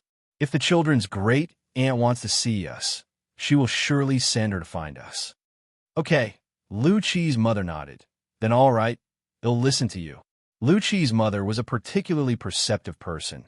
She wasn't spoiled or arrogant, not even with Lu Qi's father's pampering, and would never make unreasonable demands. In front of Lu Qi's father, she was always a gentle and clingy person, because only a gentle and clingy person could satisfy a man's vanity. If she didn't have any tactics, would her status in Lu Qi's father's heart have remained the same for so many years? Hearing this, Lu Ru angrily said, "I knew it. That wretched girl is no good. Maybe she never even told my great-aunt about this. She must have her eyes on my great-aunt's possessions. It's so shameless. Those things belong to our family. What right does she have to take them?" The more Lu Ru thought about it, the more she became convinced it was true. Their family had been separated from their great-aunt for so many years. Surely, the great-aunt would dream of seeing them. So how could she refuse a meeting? It was clearly An Yang causing trouble. "Shut up." Lu Qi looked at Lu Ru, his face stern. "You can't talk about her like that." "I will talk. What are you going to do about it?" Lu Ru retorted while hiding behind Lu Qi's father. "She's just a wretched girl. Shameless." "You." Lu Qi raised his fist as if he was about to hit Lu Ru. "Hit me then. Go on and hit me." Lu Ru taunted Lu Qi while making faces, feeling fearless with her parents there. "If you dare, come over here." Lu Qi's mother looked at Lu Qi and then said, "You're her older brother. Can't you be a little more lenient with your sister? I think Zyrus right. It must be that little brat eyeing your great-aunt's wealth, which is why she's going out of her way to stop us from recognizing each other. The little girl is not old, but she sure has a big appetite. Just don't know if she can handle it all." Lu Qi frowned. "Mom, please don't talk nonsense. She's not that kind of person." Lu Qi's mother said with displeasure, "You don't even know her name, and yet you're so sure she's not that kind of person? Anyway, she's just not." Lu Qi couldn't really lose his temper with his mother. There's a saying, a son is a son until he takes a wife, but a daughter's a daughter all her life. His son hadn't even taken a wife yet, and he was already forgetting his mother. Thinking of this made Lu Qi's mother's brow twitch. Could that little girl be doing this on purpose? Was she deliberately trying to draw Lu Qi's attention, intending to marry into the Lu family? No, she absolutely couldn't let such a thing happen. Lu Qi's mother looked at Lu Qi. "Xiaoqi, you've always been a very sensible child. I hope you can think this through properly. That little girl is definitely not ordinary. She might be setting a trap for you." Lu Qi nearly laughed at this remark. "Mom, please be sober, will you? At this point, she doesn't even bother to give us a second glance. Do you think she would waste her energy setting a trap for me?" Chapter 9:37. Great Beauty. Siblings? _4. He did want An Yang to set a trap for him. If An Yang was willing to set a trap, he would definitely jump right into it. But the problem was, she simply didn't bother to do so. Lu Qi was very self-aware and had a good eye for people. He could tell that An Yang was different from the other girls he had met before. Liu's mother glanced at Lu Qi and then said, "I don't care, but let me say this up front. My future daughter-in-law must be chosen by me personally. Not just anyone can enter the Lu family's door." "I know," Lu Qi replied in a muffled voice. Liu's father timely interjected, "That young lady just now, she isn't that kind of person," went on. "You and Xiaoru, if you meet her again, make sure not to say anything rude." Who knows? All these years, your aunt may have relied on that young lady quite a bit. Liu's father could see that Ni Yang was not the type of girl who was greedy for money. Xiao Wenhong always followed her husband's advice, and upon hearing this, she nodded and said, "Yes, I know. My sister has suffered so much over the years. I'm fully aware. I'm not targeting that young girl we just met. I'm just worried that our Xiaoqi might be deceived. You know how naive our child has been since he was young, unaware of how much he's been taken advantage of by girls." After speaking, Gio went on continued, "I wonder how my sister is doing now, whether she's healthy. I really want to bring her here to stay with us soon, to let her enjoy a few good years." Liu's father sighed. From the looks of that young comrade, she probably hasn't suffered much this year. Lu Ru chimed in, "Almost every day, Mom prays for blessings for my aunt. Even after coming to Beijing, she has not stopped. Surely heaven has been moved by my mom's sincere heart. That's why my aunt hasn't suffered." Xiao Wenong said a bit embarrassedly, "Xiaoru, what are you talking about? It's only right for me to pray for blessings for your aunt." Liu's father patted Xiao Wentang's hand. "Wentang, you've worked hard these years. Xiaoru is right. It must be your sincere heart that touched heaven." Xiao Wentang simply smiled without speaking. At this moment, not replying was the best reply. Following behind, Lu Qi said speechlessly, "Mom and Dad, can we please stop promoting superstitious beliefs? If heaven really could be moved by my mom, then our whole family wouldn't need to work. No one in the entire country would need to work. We could all just sit at home and pray for blessings every day. It's up to us to make things happen. If Auntie didn't have someone to take care of her, who knows what might have happened by now?" Upon hearing this, Jiu Wenong felt a surge of anger in her chest, stuck somewhere between rising and falling, making her very uncomfortable, always ruining her moment. Is this really her own son? Unfortunately, Jiu Wenong had no way to retort. Liu's father looked at Lu Qi. "Regardless of whether it's useful or not, this is your mother's sincerity. I believe your aunt can definitely feel it." Xiao Wenong was a rare good wife and mother. When Liu's father first married Xiao Wenong, he was worried that this little spoiled wife might become arrogant. Later, he realized he had been overly concerned. Xiao Wenong had not only not become arrogant, but was exceptionally gentle. In Xiao Wenong, Liu's father even found a sense of his younger days. "Right," Lu Ru nodded. "Auntie can definitely feel it." After leaving the mall, Ni Yang didn't go home immediately, but made a stop at Demingxian. Today was Du Jiaojiao's birthday, and she had invited her a week ago. Du Jiaojiao didn't have many friends in Beijing, so the birthday was not a big celebration. Including Ni Yang, there were only 3 people. Fu Xiaoshuang didn't come this time. This surprised Ni Yang, as last time it seemed that Fu Xiaoshuang and Du Jiaojiao were good friends. Why didn't she come? As a rival in love, Ni Yang had a deep impression of Fu Xiaoshuang. "Yang Yang is here." Seeing Ni Yang, Du Jiaojiao immediately came over. "Let me introduce you. This is Wang Hengyang and Liao, good friends of mine and my younger brother." Wang Hengyang, Liao, this is Yang Yang. Her full name is Ni Yang. Ni Yang took the initiative to greet them. "Mr. Wang, Miss Li." Wang Hengyang and Liao, who were both very enthusiastic, promptly stood up. "Miss Ni." Du Jiaojiao laughed and said, "What's with this Mr. and Miss? It's too formal. We're all friends here. Just call each other by names." Chapter 938, Great Beauty. Siblings? _5. They quickly became acquainted, going back and forth like this. Wang Hengyang said, "We've been sitting here for so long. Why hasn't Master Du shown up yet?" Liao was also quite puzzled. Du Jiaojiao laughed and said, "He's chanting scriptures in the Buddha Hall. Really, I don't know what joy there is in living like that." Wang Hengyang said, "Master Du truly is as constant as ever." Everyone in their circle knew that Master Du practiced vegetarianism and chanted Buddhist scriptures, but few knew he could keep it up for so long. Du Jiaojiao continued, "Hengyang, Liao, you've just arrived in Beijing. You mustn't have dined at Heavenly Colors yet. Today I'll take you there. I guarantee you'll find it irresistible after just one meal. By the way, Yang Yang, have you been to Heavenly Colors? At this point, Du Jiaojiao turned her head to look at An Yang. An Yang nodded. I've been. Du Jiaojiao then said, how is it? The food at Heavenly Colors is amazing, isn't it? It's indeed quite good. An Yang unconsciously touched her nose. This shouldn't count as self-praise, right? Hearing Du Jiaojiao glorify Heavenly Colors, Wang Hingyang and Li Yao were skeptical. Just another restaurant. Could it really be that miraculous? In Shun City, what restaurant hadn't they tried? What delicacies from mountains and seas hadn't they tasted? Seeing their disbelief, Du Jiaojiao chuckled. Once you go, you'll understand. Yang Yang, could you check in the Buddha Hall how much longer my third brother will be? We're eager to go have dinner.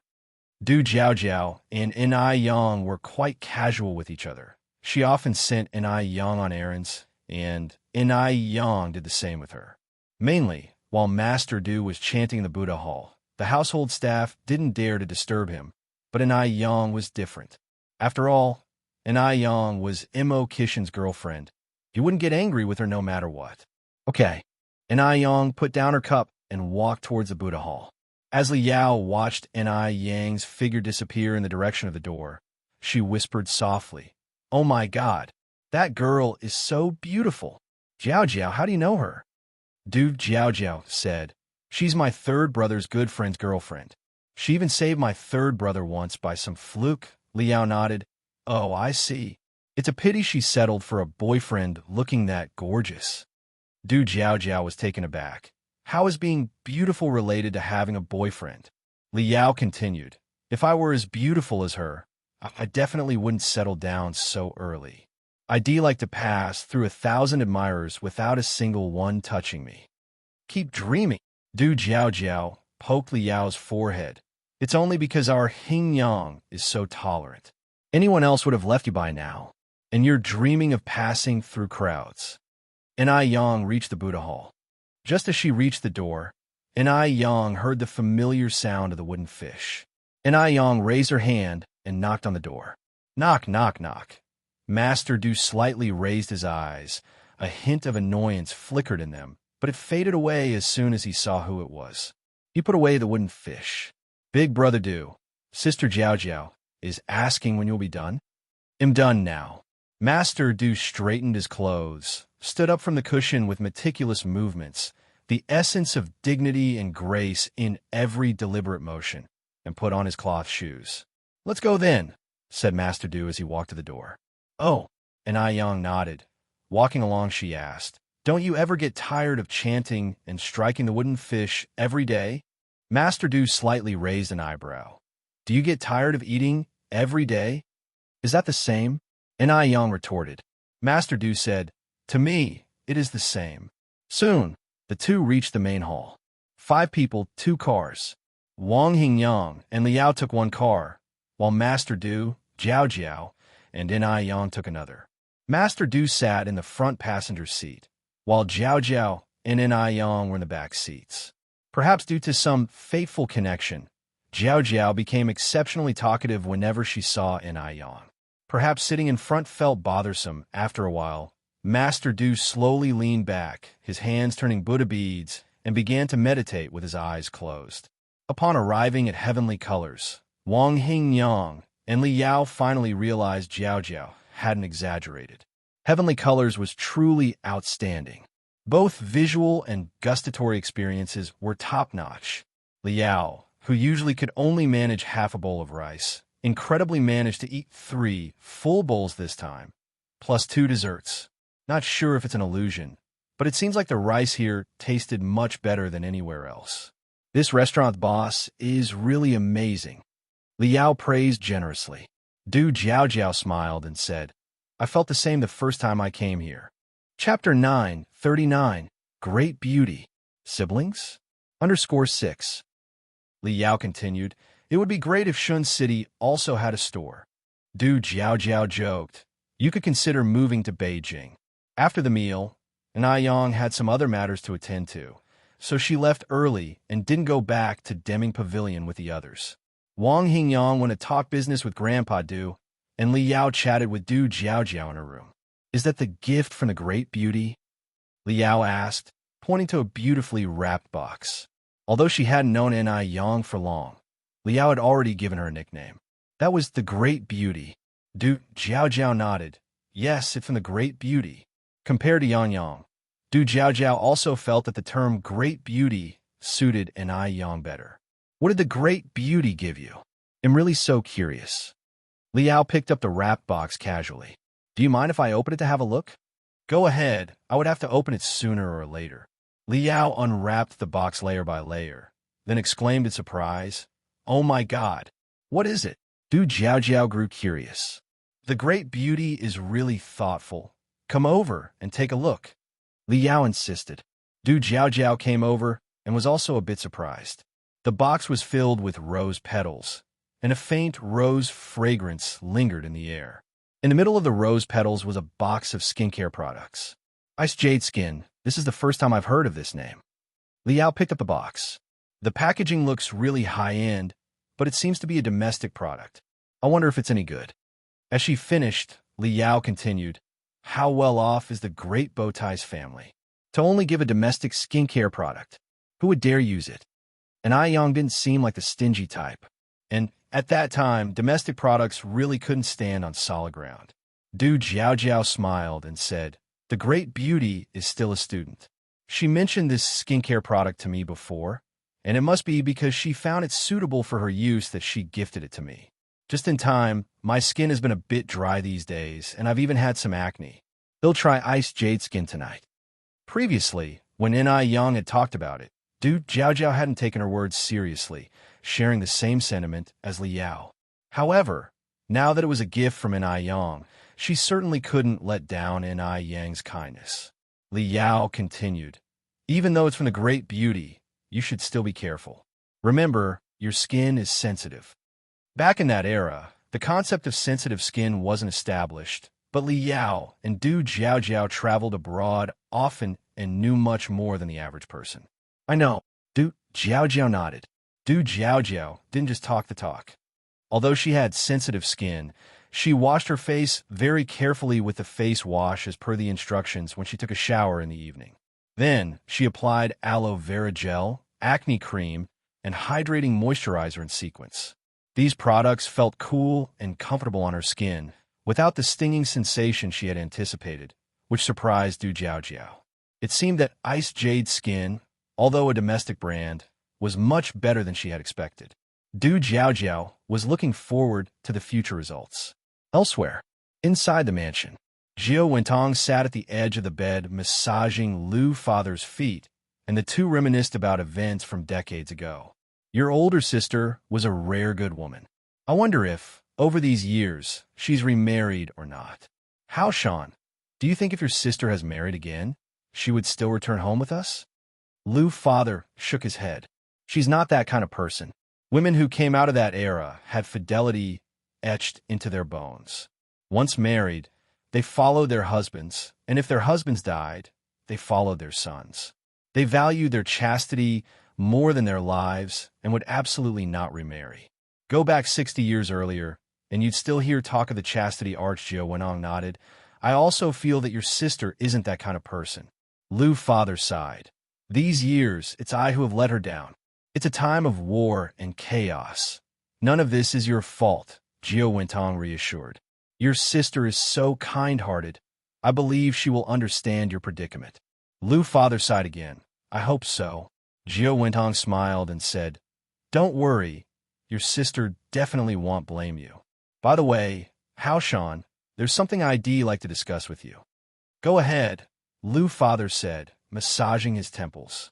Jiao Wentong continued, I've made up my mind. If your sister has not remarried all these years and doesn't have any children, I'm considering adopting Xiaoru out to her.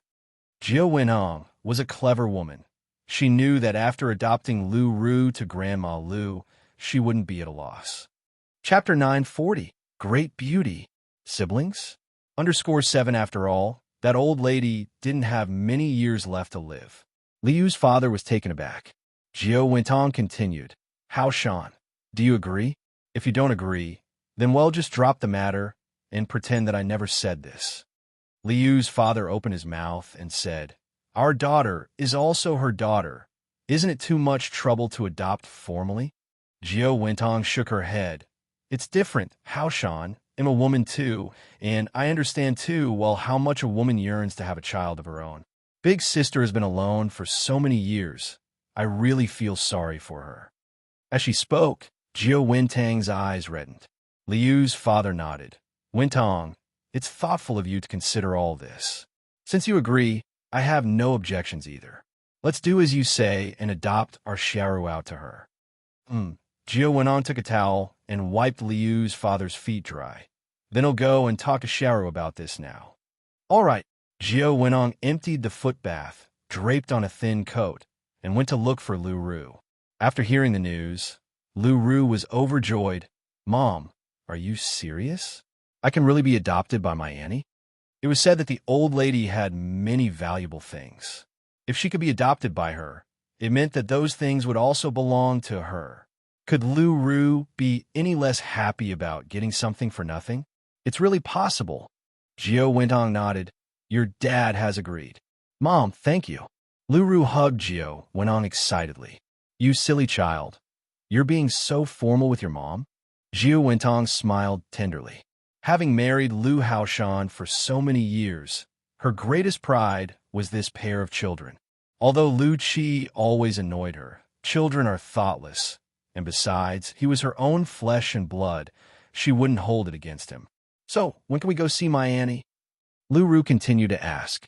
Jiao Wentong said, Your dad has already had someone check on it. We should know soon. Don't rush, or you'll spoil it. Lu Ru nodded. I understand. Jiao Wentong continued. Xiaoru, after you meet your auntie, you really need to temper your attitude. Your auntie was brought up with the old society's traditional education and likes those graceful and dignified young ladies. You must not clash with your auntie. It would upset your father. Lu Ru smiled and said, Unless I'm crazy, I wouldn't clash with Annie. Don't worry, they'll take good care of her. That's good. Jiao Wentong nodded in satisfaction. Truly a daughter she had raised herself, she understood with just a hint. After leaving Lu Ru's room, Liu's father was already asleep in bed. People become like this as they age. Jiao Wentong slightly frowned, pulled back the covers, and lay on the other side. The Ni family always ate dinner late. During the meal, Grandma Lu arrived with her cane. Ni Tsuehua quickly stood up and said, Have you eaten? If not, come and join us. We've only just started. Ni Yang got up to get some cutlery for Grandma Lu in the kitchen. Grandma Lu stopped Ni Yang's movement. I've eaten, Yang Yang. Don't fuss over me. How can I have a word with you? Ni Yang said, Then let's talk over here. Mom, you all keep eating. They'll have a word with Grandma Lu. All right. Ni Tsuehua nodded. Ni Yang and Grandma Lu went over to the living room. Yang Yang, did you go up and see those siblings today? Grandma Lu asked. After all, it concerned her own relatives, so Grandma Lu thought it over for an entire night. She felt she needed to see them at least once. Although the name wasn't correct, what if there were a miracle? For decades, whenever she thought of those people, she could only sustain herself with memories. I've been there, and Yang nodded, telling the truth. The parents of those two siblings came too. Their mother called you Big Sister and said they want to take you back to enjoy your old age. Grandma Lu was the person concerned, and she had the right to know the truth. Big Sister. How many years had it been since Grandma Lu heard this address? Ever since her younger brother and sister-in-law had passed, she hadn't heard it. For a moment, Grandma Liu's eyes turned slightly red. Yang Yang, after thinking it over, I want to see them. I'm still clear-headed now, and won't mistake my own relatives, and if they really are my younger brother and sister-in-law, then we would miss out. Could you arrange a time for us to meet? She was also of quite old age now, and who knew when she might pass away. Before dying, she didn't want to leave with regrets. And Yang nodded. Sure, we'll make another trip there tomorrow. All right. Grandma Lu nodded. Then that would trouble you, Yang Yang. And Yang smiled. It's no trouble at all. It's what I should do. This is nothing. And Yang also hoped that Grandma Lu would find her relatives and then be able to enjoy her sunset years. Having been separated from her family for so many years due to the troubled times, the old lattice life had been too hard. The next day, and Yang drove to the address mentioned by Lu's father the day before. When she arrived, Lu Qi was just about to leave the house. Seeing Yang, Lu Qi said in surprise, "Comrade, why have you come?" Yang smiled slightly. "My name is Yang. Just call me by my name. It's Grandma Lu who asked me to come. She would like to see you all." Now that Grandma Lu had decided to see them, Yang no longer hid her real name. On hearing this, Lu Qi was overjoyed. "Really?" Yang nodded. "Really? Are your parents free now? If they are, come with me." Lu Qi glanced behind Yang and then asked, "Did your family's driver bring you here?" "I drove here myself," Yang replied. Lu Qi said, "You are amazing. My little sister can't even drive." In this era, it was rare for women to drive.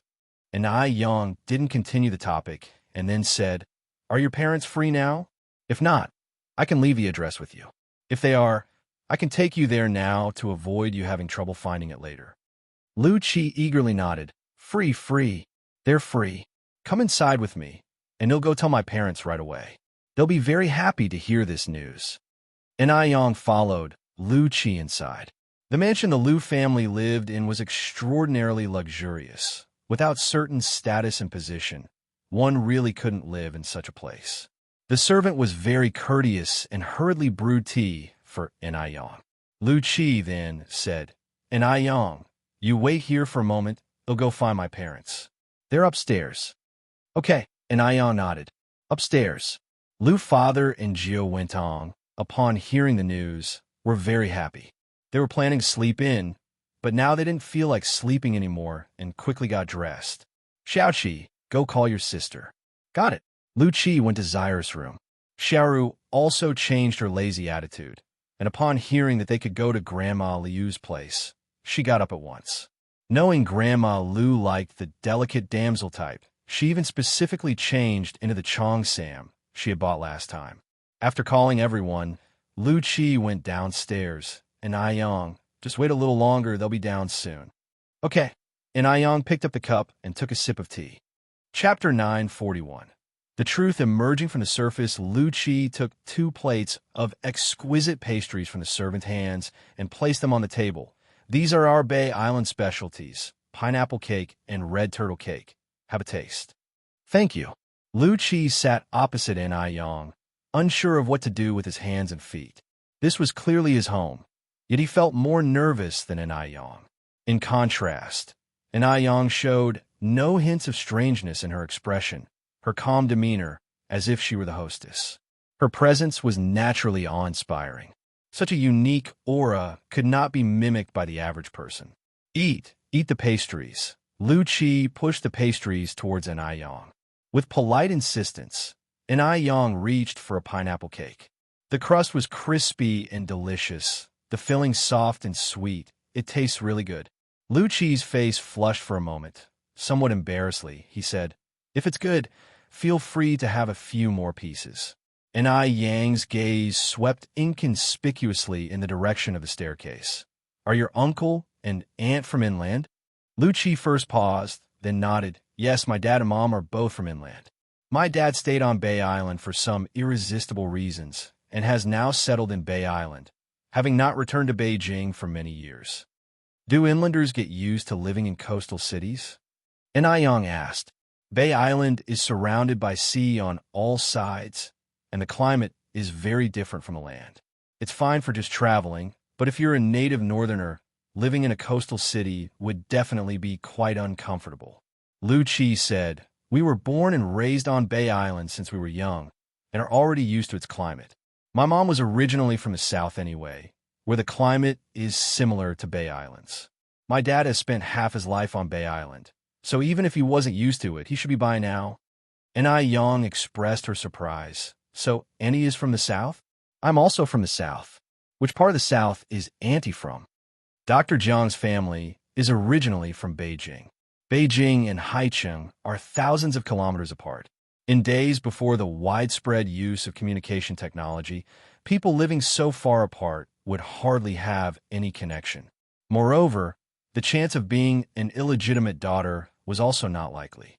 Dr. Jiang went overseas with Zhao Qing 22 years ago, and when she returned to her country 12 years later, she was already 34 years old. Dr. Jiang is only 68 years old this year, and although Liu's mother looks young, she must be at least in her 40s or 50s. The ages don't match up. The only possibility is that Liu's mother is Dr. Jiang's younger sister, who had died many years ago, Jiang Ji. Really? Lu Qi responded with astonishment. That is such a coincidence. My mom seems to be from Haiqing City. And Ai Yang said with a smile, that is quite a coincidence. I am also from Haiqing City. Haiqing City. Now that's interesting. And I, Tsui Hua, just happened to be trafficked to Haiqing City. Hearing this, Lu Qi was very excited. What a fortuitous encounter this must be. As the words fell, and Ai Yang continued, may I ask what Annie's last name is? Lu Qi, eager to make an impression in front of an Ai Yang, promptly revealed his mother's full name. My mom's name is Jiao Wentong. Jiao as in Yangtze River, Wen as in culture, and Tang as in crabapple. Oh, and Ai Yang nodded. There seem to be very few families with the surname Jiao in our village. I was wondering if Auntie might be from the same village as me. My mom is from Xiaomu Village, Lu Qi said. Xiaomu Village? And Ai Yang thought for a moment. I haven't heard of this village. It must be far away from the village we used to live in. In fact, Ai Kuihua's adoptive father's home was in Xiaomu Village. Xiaomu Village was right next to Dam Village. Which village are you from? Lu Qi asked next. I'm from Dam Village, and Ai Yang said. Oh, Lu Qi scratched his head. I don't think my mom has mentioned this village. The two chatted idly for a while. Soon, Liu's parents and Lu Ru came down from the upstairs. Seeing his parents come down, Lu Qi excitedly walked over. Mom, it turns out Ai Yang is also from Haiqing City. Your fellow townsman. She is from Dam Village in Haiqing City. Mom, do you know Dam Village? Jiao Wentong first paused, then said, Mom has been away from Haicheng for such a long time now. Who would remember that? Hearing this, Ai Yang raised her eyebrows slightly. This Jiao Wenong is quite interesting. If Jiao Wenong really was from Xiaomu Village of Haiqing City, she wouldn't be unaware of the neighboring village. Even though time can dilute everything, it never changes the sounds of one's hometown or the longing for it. The only explanation is that Jiao Wentong has some unspeakable secrets. Liu's father approached Ai Yang. Comrade Ai Yang, if I may ask boldly, what is your relation to the child's great aunt? How should we address you? Chapter 942. The Truth Emerging from the Surface _2.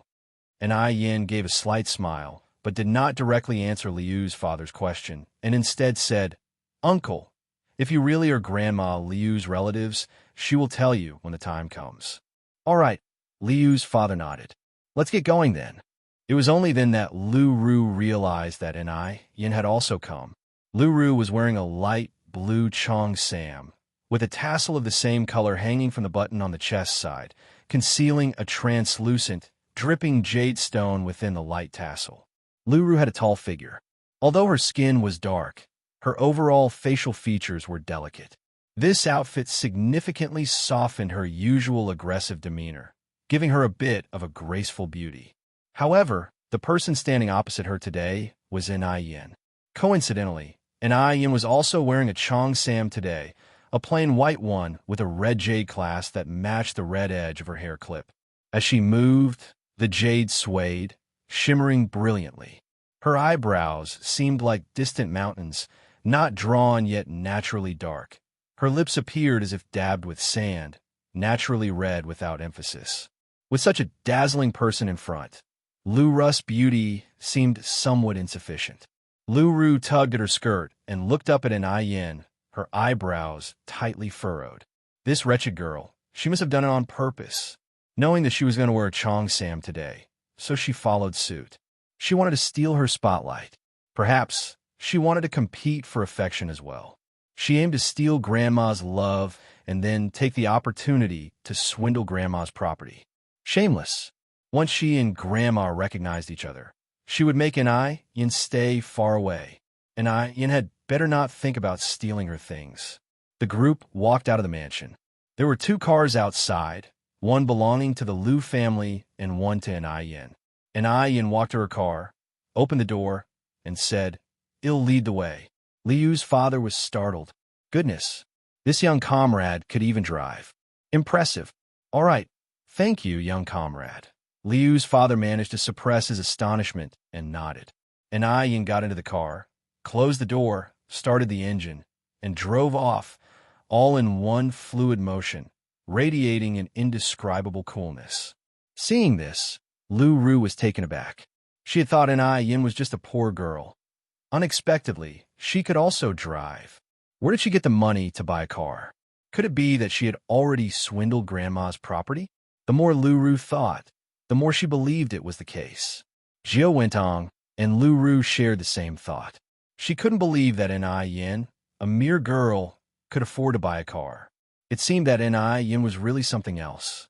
To even deceive the old lady out of her money. Jiao Wentong narrowed her eyes. To accommodate the driver following behind, Yin deliberately slowed down. "Dad, I want to learn to drive too."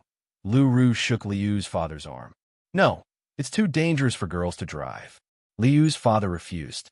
"I want to learn, Daddy. Please agree." Lu Ru began to act coquettishly. "Daddy, my dear Daddy." Lu Qi hissed, "Can you not discuss me?" "Xiaoru, take my advice. You really aren't suited to act coquettishly.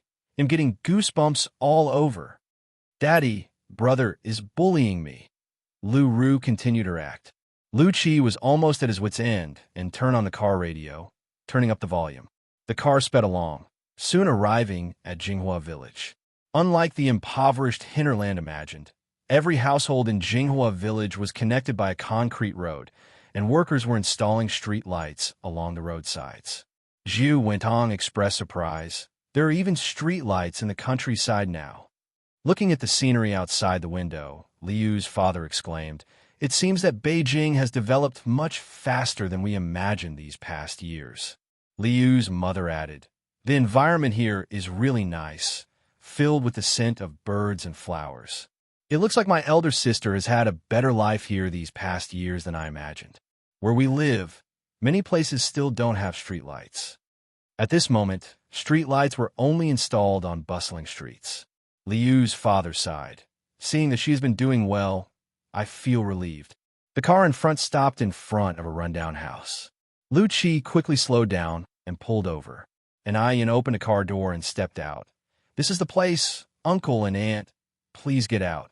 Once out of the car, Liu's father looked at the very dilapidated house in front of him, his eyes slightly reddened, and said, "Has she been living in such a place all these years?" When he saw that the village was installing streetlights, he had thought that she had been living well these years. Little did he expect that she had been dwelling in such a place. Chapter 943. The Truth Emerging from the Surface _3. She still had some money on her, didn't she? Even in her decline, she wouldn't have become like this, right? Liu's father turned his head to look at Yang, and then at the sedan on Yang's left, his eyes growing complicated. The ring she's wearing is a Liu family heirloom. Perhaps even the money for buying the car was. This possibility was indeed high. After all, this is merely a rural place. Where could a countrywoman like Yang get the money to buy a car? Her sedan was imported and would cost at least 100 and several tens of thousands. Yang continued, "Grandma Liu is inside right now. Uncle and Auntie, please come in with me." Liu's father nodded nonchalantly. "Sure." Wentong, Xiaoqi, Xiaoru, let's go in quickly. Yang went and knocked on the door.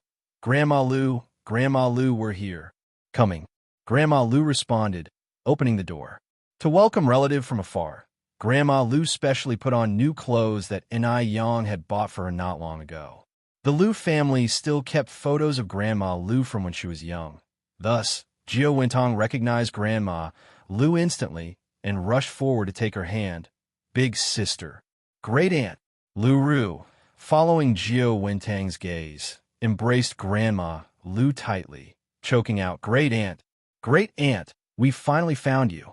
You have no idea how much suffering our family has gone through looking for you all these years. Great aunt." Grandma Liu looked at the mother and daughter with tear-filled eyes, her mind filled with confusion. Her little brother was only 2 years younger than her, and his wife was even a year older than him. How could this woman, who was 30 or 40 years younger than herself, possibly be her sister-in-law? No, they must have mistaken her for someone else. Grandma Lu pushed Lu Ru directly away. "Young girl, you've got the wrong person. I'm not your great aunt," she said. Then looking up at Gio went on. "And you, young lady, I don't know you. I don't have a younger sister as young as you." Lu Ru had also seen Grandma Lu from the old photos. She paused, never expecting Grandma Lu would push her away. This was very different from what she had imagined a family reunion to be like. After so many years of separation, Grandma Lu should have been deeply moved to see them. Why would she react like this? Could it be that the old woman had become senile? Or had an Yang stirred up something in the middle? Lu Ru looked up at an Yang. Gio went on, grabbed Grandma Liu's hand again. "You're my big sister. I haven't mistaken you. We wouldn't make a mistake. You really have the wrong person." Grandma Lu shook off Gio Wentang's hand. As Gio Wentang stood there awkwardly, Liu's father stepped forward. "Shuiwe, it's me." At these words, Grandma Lu looked up. Her pupils shrunk slightly, and memories that had been sealed away surged forth like floodwater through open gates, her nostrils flaring. "Chinian, it's me." Liu's father had taken a few steps forward, wanting to reach out and embrace Grandma Lu. But seeing the environment behind her, he withdrew his hand and choked out, "Shuiwe, it's me." Time had aged them, and now they faced each other, unable to turn back the years. Old friends reunited. So much had changed in the world over the years. "Chinian, where have you been all these years?"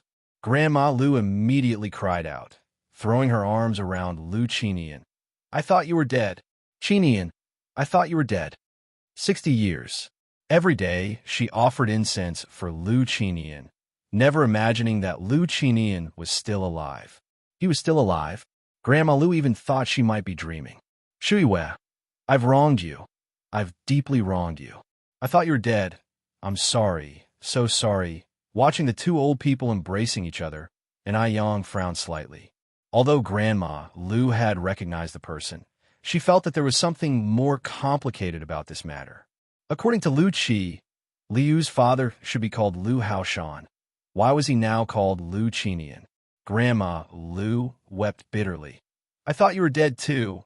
Heaven his eyes. Chinian, you're still alive. You're still alive."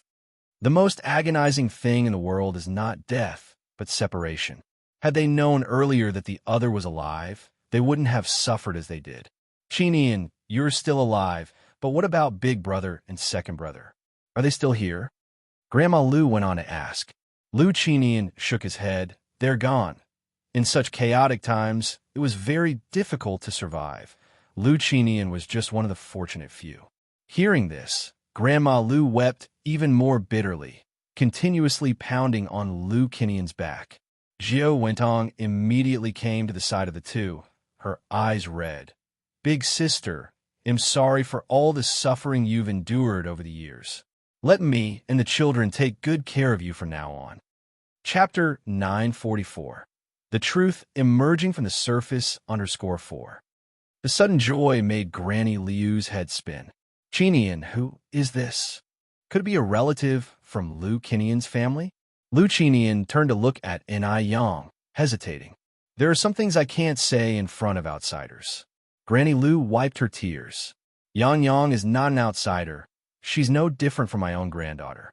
Just say it directly. You don't need to hesitate." Lu Chinian remained silent. In his eyes, Yang was an outsider. Yang wasn't the kind of person who couldn't read the room. She smiled and said, "Granny Lu, I still have some issues at home to handle. We'll come and visit you later." Granny Lu grabbed Yang's hand. Yang, you don't have to leave." Having Yang leave at such a moment would only hurt her feelings. Granny Lu genuinely didn't consider Yang an outsider. Zhao Shuwe. Liu's father's expression clearly seemed off. Seeing this, Yang still decided to leave. If she insisted on staying, it would make her uncomfortable, and so would the Lu family. Besides, their home was close to Granny Liu's. If anything really happened, she could still rush over to help her. After Yang left, Liu's father sighed in relief. Granny Lu pushed open the half-closed door. "Come in and sit with me." The house was dilapidated, but it was kept very clean, and there was even a TV in the living room. Gio Wenong carefully surveyed the environment. The fact that there was a 3,000 yuan TV showed that the old woman still had a fair amount of money. Granny Lu was busy pouring water for everyone. Gio Wenong hurried over to help. "Let me help you with that, sister."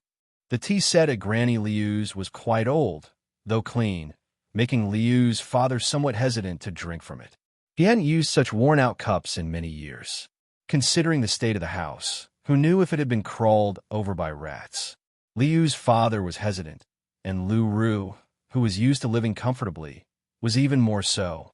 Lu Qi, however, didn't mind. He was thirsty and picked up the cup to drink. "Auntie, this tea is wonderful. Is it barley tea?" Granny Lu nodded and smiled. "Yes, it's barley tea.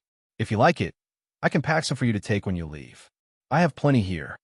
With that, Granny Lu turned to Liu's father. "Chinian, can you talk now?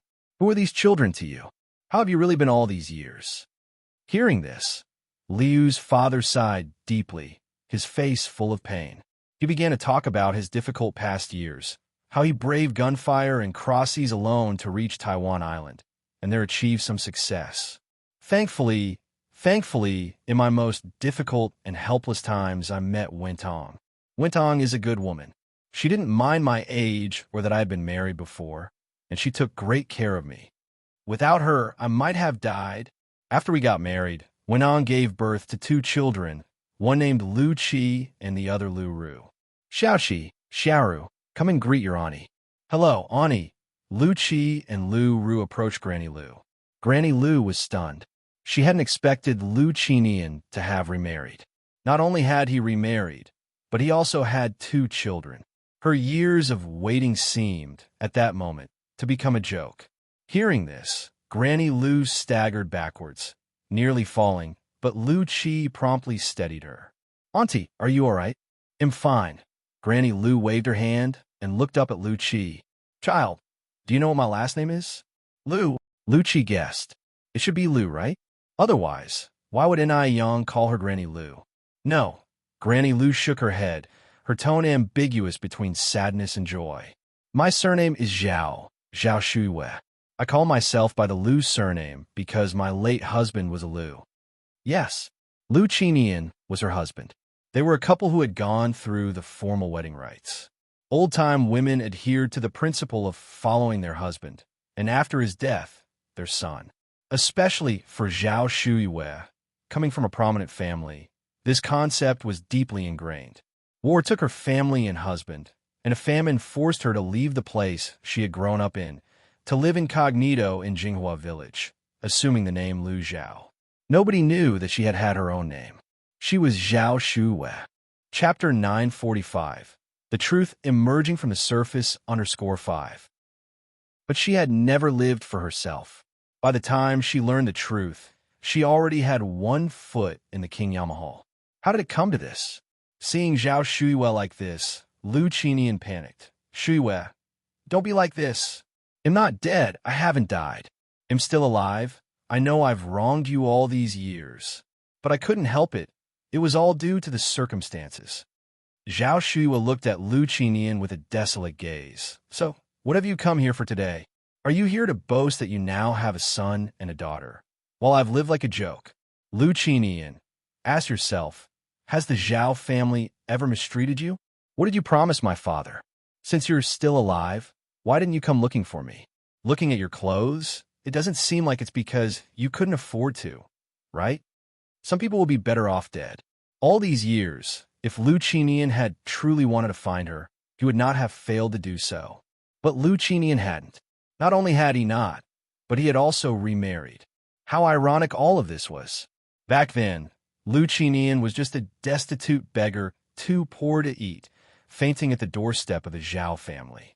It was old Master Zhao who took pity on him, picked up the half-dead Lu Qinian, and later took him in as a son-in-law. Unfortunately, the good times didn't last long.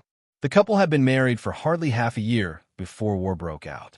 The entire Zhao family, over 200 people, were either killed or fled, in the end leaving only Zhao Shuiwei alone.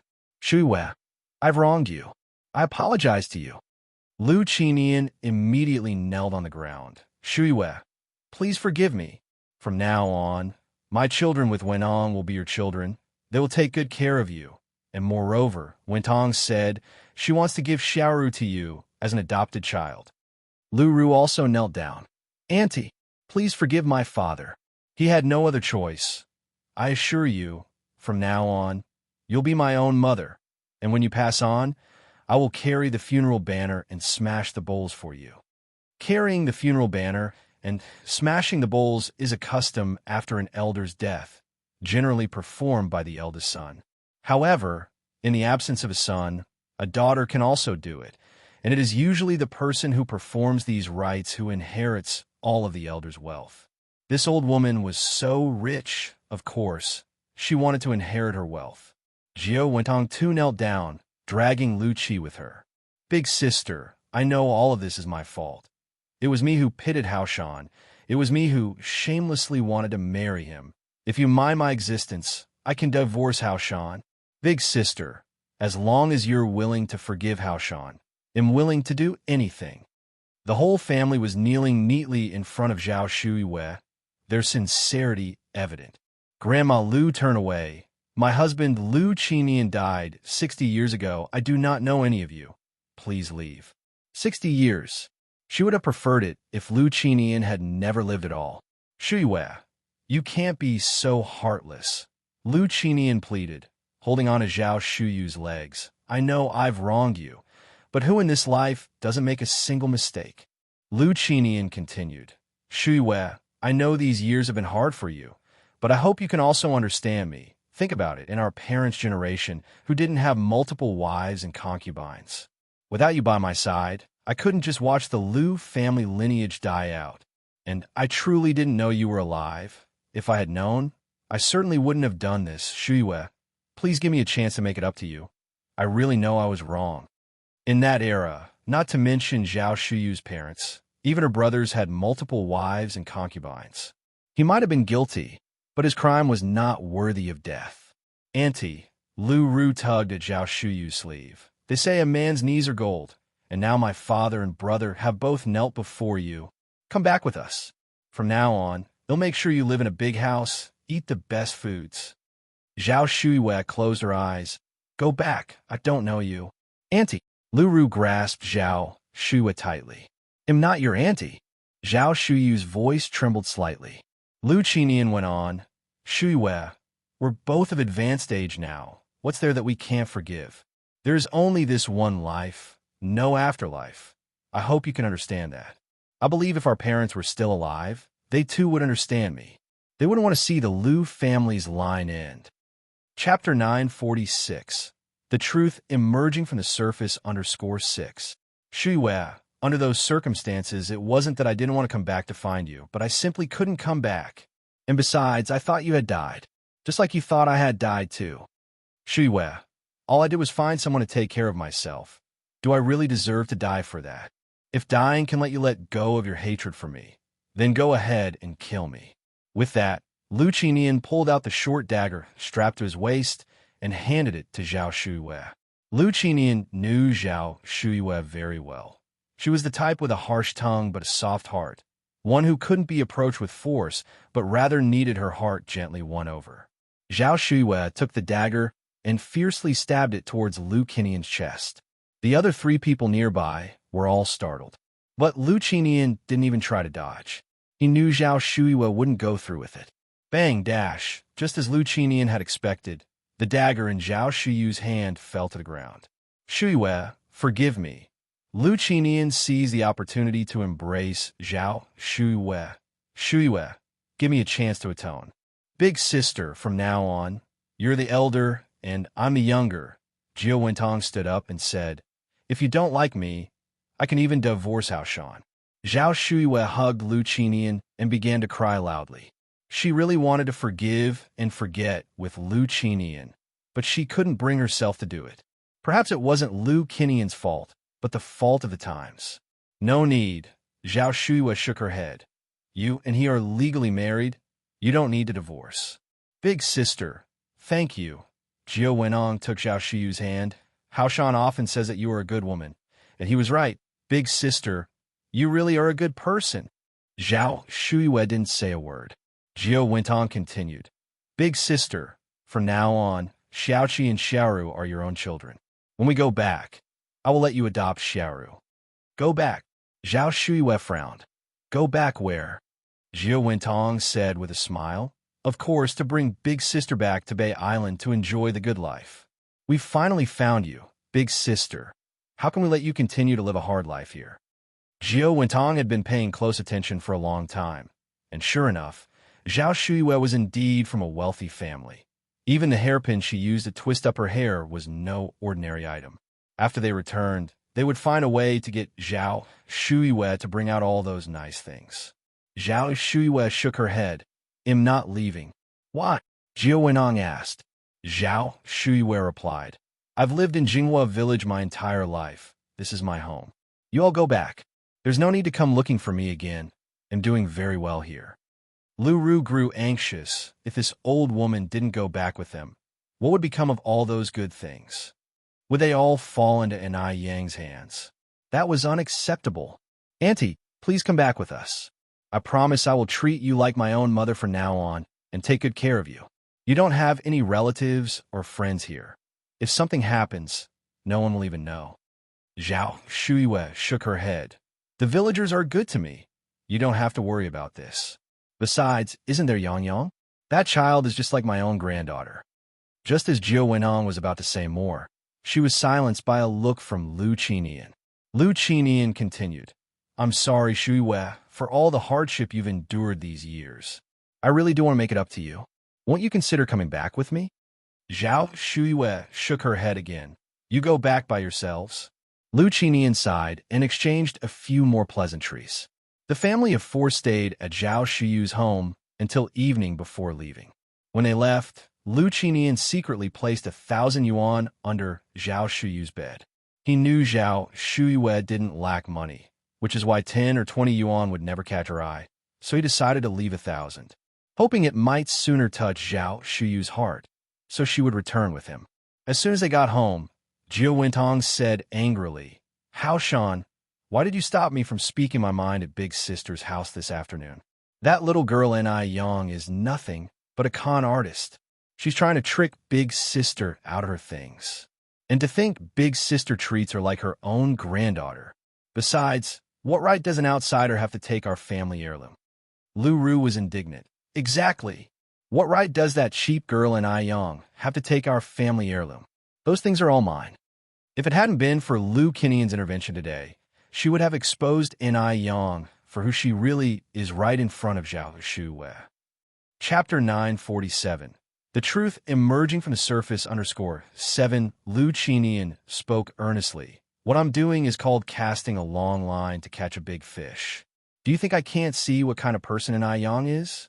The car she drove today might have been funded by Zhao Shuiwei, but some issues can't be rushed. Looking at Zhao Shuyu's attitude, it's clear she hasn't fully accepted us yet, so we must take it slow and not be too definitive in our approach. Upon hearing this, Lu Ru instantly understood. Dad, you are wise. Jiao Wenong also smiled. Lu Qinian continued. Our family used to be very wealthy, the richest in the area, and I heard from Zhao Shiyu's father that to prevent our family from declining, our ancestors secretly hid a stash of gold, silver, and precious treasures during the Kangxi period.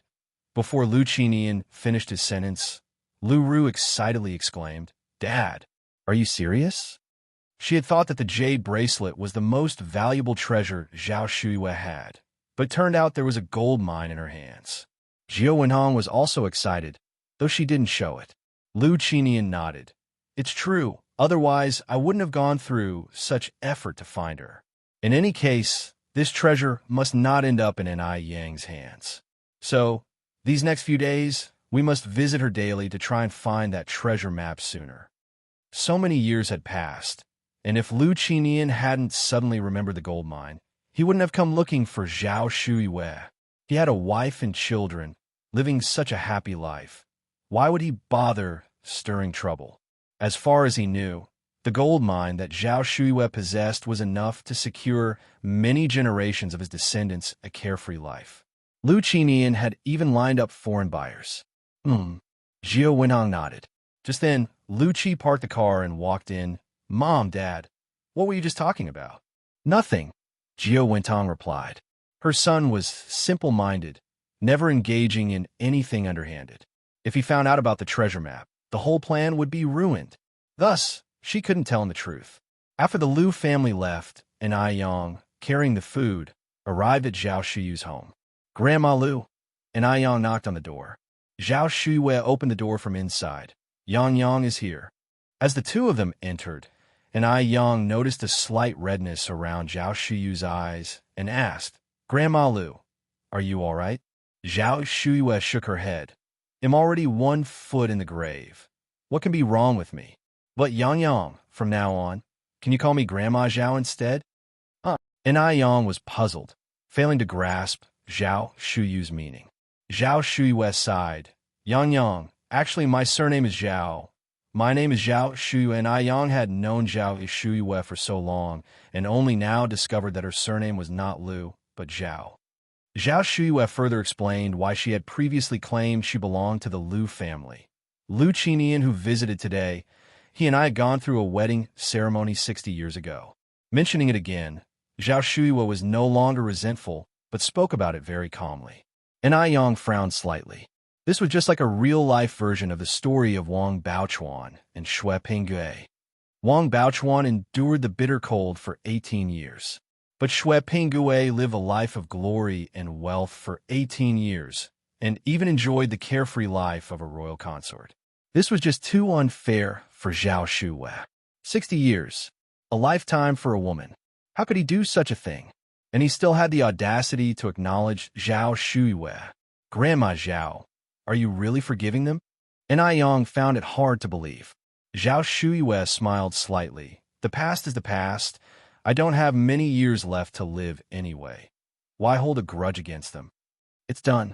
This must have been a dream she had in this mortal world. Don't you think this is too unfair to you? Wang Baochuan waited in the cold cave for 18 years, but at least she ended up becoming the empress for 18 days. What about you? What did you get? You lost a whole 60 years of youth. How many 60 years does a woman have? And Ai Yang was really angry. She was truly angry. Why should such a good person like Zhao Shuyue suffer like this? Why should she endure all this pain? As a woman from the 21st century, and Ai Yang really couldn't stand seeing this.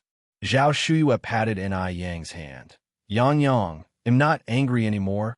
You shouldn't be either. Now I just think of that Lu Qinian as a naive younger brother. The Lu Qishan who married me in the ceremony long ago is already dead. Mrs. Zhao, he committed bigamy. He abandoned his lawful wife. He has to bear legal responsibility. Zhao Shuyue shook her head. Yang Yang, that all belongs to a past era for me. Now Jia Wenong is his lawful wife. If it really came to investigating it, in the one who would be considered the homewrecker. There were no marriage certificates in the old era, and they didn't have children either. They're not protected by the laws of the new era. And Ai Yang sighed deeply, her eyes reddening. But it hurts me to see what you've been through. 60 whole years. Zhao Shuyue had spent 60 years, just to end up with this result. Feeling her nose sting, Zhao Shuyue reached out and hugged Ai Yang. Silly child, Grandma is okay. I am living well. There's nothing to feel sorry for. All my family died in the chaos of the old times. In a way, he is the only kin I have left in this world. With Grandma Zhao having said that, and Ai Yang didn't feel it was her place to say much more. Some things, like a fish knows the warmth or coldness of the water, are known only to the individual. Mrs. Zhao, if his family ever dares to bully you or disrespect you again, just tell me. They'll stand up for you. Certainly, Zhao Shuyue nodded her head. The next day, the Lu family came early, not bringing Lu Qi this time, but just Lu Qinian, Zhou Wentong, and Lu Ru. Lu Ru came carrying 2 big bags of clothes, saying, Auntie, look, these are clothes I bought for you. Please go in and try them on to see if they fit well. Okay, Zhao Shuyue took the clothes. With her conflicts resolved, Zhao Shuyue didn't feel the need to show any displeasure towards Lu Ru. Since it was the thoughtfulness of the child, she wouldn't refuse. Lu Ru exchanged a glance with Jiao Wentong, then continued, "Auntie, let me accompany you inside to change." It wasn't long before Lu Ru and Zhao Shuyue came out in the new clothes. Jiao Wentong said with a smile, "Xiaoru has a good eye. Just look at how fitting these dresses are for sister." Lu Qinian nodded. "Indeed, they are very fitting." Zhao Shuyue continued, "Actually, you don't need to buy clothes for me. Yang Yang also often buys me clothes, and I can't even wear them all." Upon mentioning Ni Yang, Lu Qinian's lips twitched, then he continued, "Shuyue, did you give our family heirloom to Ni Yang?" Zhao Shuyue nodded, "Yes, Yang Yang and I have a connection, and since you neither take the heirloom with you at birth nor can you take it with you in death, it's better gifted to Yang Yang." That old hag, she actually really gave that bracelet to Ni Yang. I wonder if she also gave that treasure map to Ni Yang. Lu Qinian continued, "That bracelet is our family's heirloom after all. How could you just casually give it away to an outsider?" Chapter 948, A Heartless and Ungrateful Wretch. Outsider. Zhao Shuyue looked up at Lu Qinian, her face showing a trace of indignation. Yang Yang is not an outsider. Had it not been for Ni Yang, she would have died long ago. In Zhao Shuyue's heart, Ni Yang was definitely not an outsider. Ni Yang held a much more important place than the entire Lu Qinian family. Upon hearing this, Lu Qinian naturally felt uncomfortable. Not an outsider? What was Ni Yang, if not an outsider? Could that girl Ni Yang possibly be more important than their whole family? Bear in mind, their family was Zhao Shuyue's only kin in this world. What on earth was Zhao Shuyue thinking? What was Ni Yang anyway? Suppressing the anger within, Lu Qinian forced a smile and said, "My point is, after all, Ni Yang bears the surname Ni. She's an outsider. Giving our family heirloom to her seems a bit inappropriate," Zhao Shuyue replied. "Yang Yang is like my own granddaughter. Possessions can't be carried with us in life or death, and I have a connection with Yang Yang, so giving them to her couldn't be more fitting." Her own granddaughter? Lu Ru's face contorted with anger upon hearing this. She had treated Zhao Shuyue so well, yet Zhao Shuyue gave her nothing. That bracelet should have been hers. By what right did Ni Yang steal what was hers? Could this cursed old hag not tell her own kin from outsiders anymore? With these words, Lu Qinian's expression changed subtly, and he said in a roundabout manner, "Still, an outsider is an outsider." Zhao Shuyue responded with a smile, "Outsider or not, in my heart, Yang Yang is one of our own. Sometimes blood relatives are not as close as those outside the family. Besides, I now have no other relatives." According to Zhao Shuyue's words, was Lu Ru less significant than Ni Yang, an outsider? She would rather give the bracelet to Ni Yang than to Lu Ru. But that bracelet was the Lu family's heirloom. Zhao Shuyue had married into the family 60 years ago. She was a member of the Lu family. How could she give something from the Lu family to an outsider? Did she even consider her husband anymore in her heart? Lu Qinian almost couldn't contain his anger, but he still tried to control his emotions. The current situation deemed the gold mine and the treasure map more important.